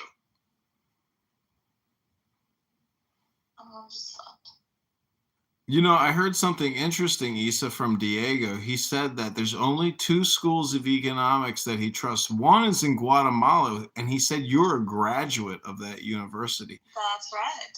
Wow, isn't that amazing? And then the second one, I can't remember who he said the second university. I assume he means the Austrian economics and the, what's that school called? Yeah, my school is actually very well known by university in the economic environment.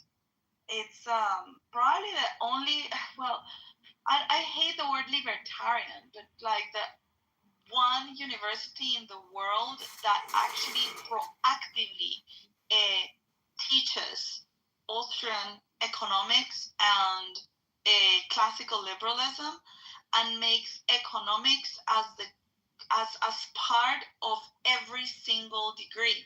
Even if you are studying for I don't know, to be a doctor, you know, and you're in a medical career, or you're studying dentistry or psychology or architecture, economics will be a pillar of your. I know, but Issa, in economics, Alice Rosenbaum. listen, in economics, there are fundamental equations. However, look at Argentina and look what Milei did. The point is, it's the same fundamental economic business philosophy of buy low, sell high, and eliminate the waste. So I don't. Argentina has actually some of the best economists in the world. Lisa, more importantly, did they tell you what type of typewriter, what brand of typewriter Alice Rosenbaum used? Austin. You're getting my blood pressure high again. Listen, That's a hilarious joke. that is funny. It's fucking hilarious. The point is, in economics, there's a lot of bullshit. And the point is, the Federal Reserve, the Congress, and fiat, if people can't wrap their heads around inflation and the price of rising good, anyways, everybody gets it. There's no secrets in economics. It's just common sense. It's pragmatism and business. Lala, who is John Galt? John Dahl? Let me Google that for you. LMGTFY. What's the point? He's just citing every single thing from Ayn Rand. No, I'm making like just random references. I don't think I'm citing anything. Well, Ayn Rand was great, but she didn't know how to have a good orgasm. Did you know that? She couldn't have orgasm. Did you know that? You don't think that there was like an orgy going on in Galt culture? No, Ayn Rand never had an orgasm. She was a sufferer. She couldn't have orgasms. Did you know that? It's Ayn Rand. Whatever. Ayn Rand, it doesn't matter. She's an ugly old bitch. Who are you? I mean, I know her as Alice. I'm just saying. Listen, anyone who sits there and talks about Ayn Rand all day long, you're like somebody who has Jewish derangement syndrome. You're a retard. She's a dirty old crusty bitch who's dead. You're alive, and economics is common sense. There's no fucking mystery. There's no science. It's just fucking buy low, sell high. Stop the bullshit propaganda politics, and it's called business. Everybody knows how to make a dollar. It's called fucking subtraction. It's called fucking arithmetic. There's no science, and anyone who claims anything otherwise is a fucking moron. And it's called politics. Favorite book, by any chance, The Confederacy of Dunces? My favorite book is called the Bible. Have you read it, sir? I tried to, but it was boring. Well, that's because you're a moron. And Simon's a moron, too. I am a moron, but I don't think those two things are mutually exclusive. Well, you're an atheist and a moron. And Simon is an atheist and a moron. At least Issa has a little common sense instilled in her. I don't know if I'm an atheist, but I know I'm a moron. Well, then you're a moron. We've established that several times. Congratulations, moron. Simon is a moron, too. Simon's also incapable of achieving orgasm like Ayn Rand.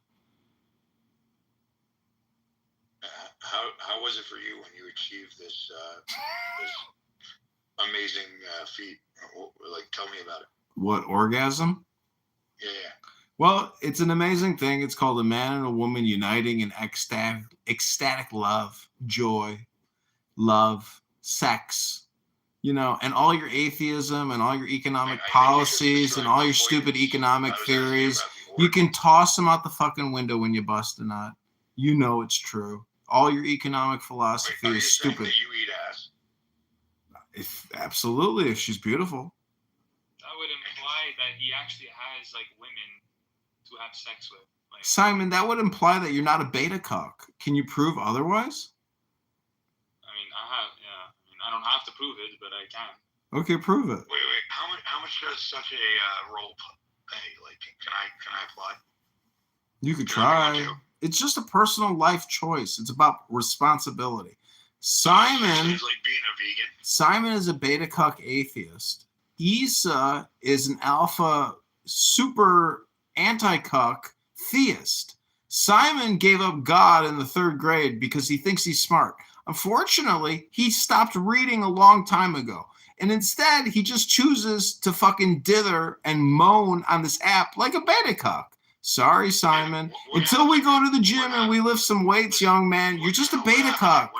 You're just a beta cock, Simon. No, relax. What happened that made you so, I don't know, Nothing duck powers. We'll go to the gym, we'll lift some weights, we'll get on the treadmill and do some... That's awesome. But let's talk about it. Why do you have this need to, beta cuck people or whatever you're saying? Why do you have this need to? I just want to expose the truth that this app is stupid and that most people are just beta cucks here. Okay, if it's stupid, why are you using it? To expose the stupid people. This is a legacy stupidity event of beta cucks. I'm here to clean up the beta cucks. Why are you participating? To clean up the beta cuck syndrome of the beta cucks. How are you cleaning by participating? By merely projecting the idea that there are beta cucks here. And you are essentially projecting help you facilitate that goal. There's no objective other than to expose the beta cucks for what they are. Other than exposing yourself, what else are you trying to accomplish? I'm not projecting my own beta cucketry. Simon is indeed a super beta cuck. About your genitalia, but go on. Listen, Austin Powers, Mr. Plastic Duck Trump Man. Say something intelligent. I can't. It's not possible. Go ahead, try it. I did. It didn't work. Okay, so you're an incompetent, stupid beta cuck then, just like Simon.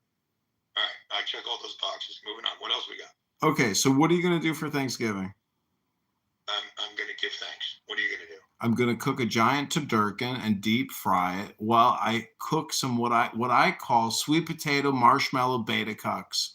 I'm going to eat those sweet potato marshmallow beta cucks and pray to Jesus H. Christ that all the beta cucks here read a book once in a while as opposed to just listening and talking on a stupid fucking chat app called Shittown Clown House, Mr. Beta Cuck. And they were afraid of gay guys. I feel like you might have some unresolved issues, my man. You think I'm a beta cuck faggot like you? That's not what I said at all. That's what you just said, faggot. It's not. I said you remind me of guys I knew who were very homophobic. Ooh. Being gay. Oh, really? I'm not saying you're gay. That's not what I'm saying. I remind you of faggots that you know. Oh, That's what you just said. I remind you of faggots that you know. Edwin, when I was in high school, I loved hanging out with the gay guys. You know why? Because you're a faggot. No, less competition.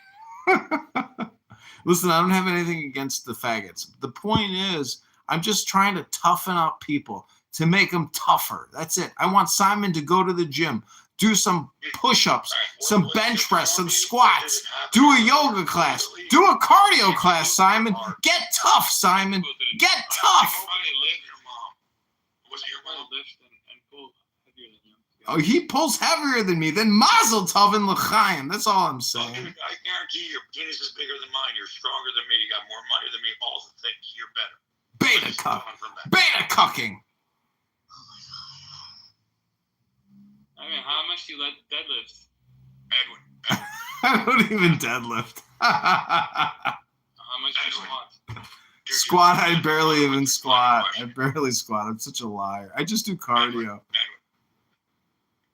Let's hug, man. You and I, let's clubhouse hug. You want to hug? You want to hug it out? Stop. Beta cuck! Beta cuck! Are you man enough to hug me? Beta cuck! Come on, man. Where do you want to hug? Where do you want to hug? It's all right, man. I love you. You're a human. This is the big house of Bitcoin. Gay. Gay! I'm surprised you lasted as long as you did. I'm surprised you lasted as long as you did. Really? Really, Simon? I highly doubt it, though. I'll put the article that I have when it actually was made publicly available, clinical trial data. I'll put that in the chat too. Finally, I've been waiting for you, Joy. What's going on? Hey, I just came to share the good news of the gospel that if you believe in Jesus Christ, your soul is saved and you can experience eternal life. Eternal life through Jesus Christ, our Lord and Savior. Amen. Amen. Adrian, what's his last name? Go to adriandittman.com. I'll put it in the chat. That's Adrian Dittman, a.k.a. Elon Musk. Enjoy. Oh. What's up, Andrew? Are you still in your car? You're ever gonna take a new selfie? Are you just gonna come on this app and talk for 500 years about nothing, you low IQ fucking dunce? Go read the Bible. Go read the Bible, bitch. Dude. Say move to the audience. Little bitch. Little bitch. Yeah, he does look random shit. But he is pretty infamous. .com, a lot of that, yeah.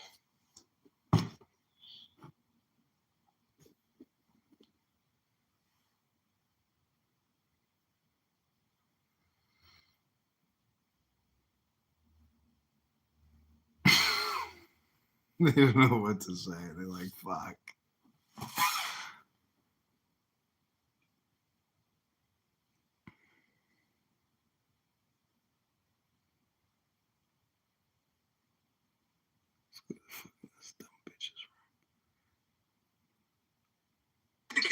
Please, we're talking about the Quran. Listen, that's your epistemology. Our epistemology as Muslims is that we take What do you mean as Muslims? with the understanding. What are you trying to say? You're a Muslim, I'm not a Muslim? Is that what you're saying? Are you saying you're a Muslim, I'm not? If you're a Muslim, you'll be submitting to Allah, not Bukhari. Okay, so if you're a Muslim, you will submit to Allah or Bukhari. if you're a Muslim, let me finish speaking. Don't use this kind of nonsense. Can I just finish? Nonsense with me. Is it okay for me to finish? Yeah, but don't use this kind of tone. Saying you believe this. Don't start using words like us Muslims, but us Muslims. Okay. See, listen. Be precise in your language, and I'm not gonna have a go at you. Okay. To be very precise, as opposed to me. In us Muslims, in our epistemology. No. You cult, your sect. The Quran with the understanding of the people. For the first time, they don't know how to act. So that's why guys give these girls crazy numbers. But once you're in the field for a bit and you have like a few experiences, you know what I'm saying? Like you just see them as what they are. So that's why if I see a girl that's a 6 calling herself a 9 or a 10, I'm just looking at you like, bro, what fucking planet are you on, bro? Nothing wrong with a 6 anyway. A 6 is still good looking. It's above average. Ain't nothing wrong with a 6. So a lot of the Eastern churches and the Oriental churches, which are the earliest churches, believe in theosis, which is what you were talking about earlier, being righteous, being pure, living in prayer, following the footsteps and following the light of God, and living like Jesus. You remember those bands that people used to sell back in the day, What Would Jesus Do? It's that times a million.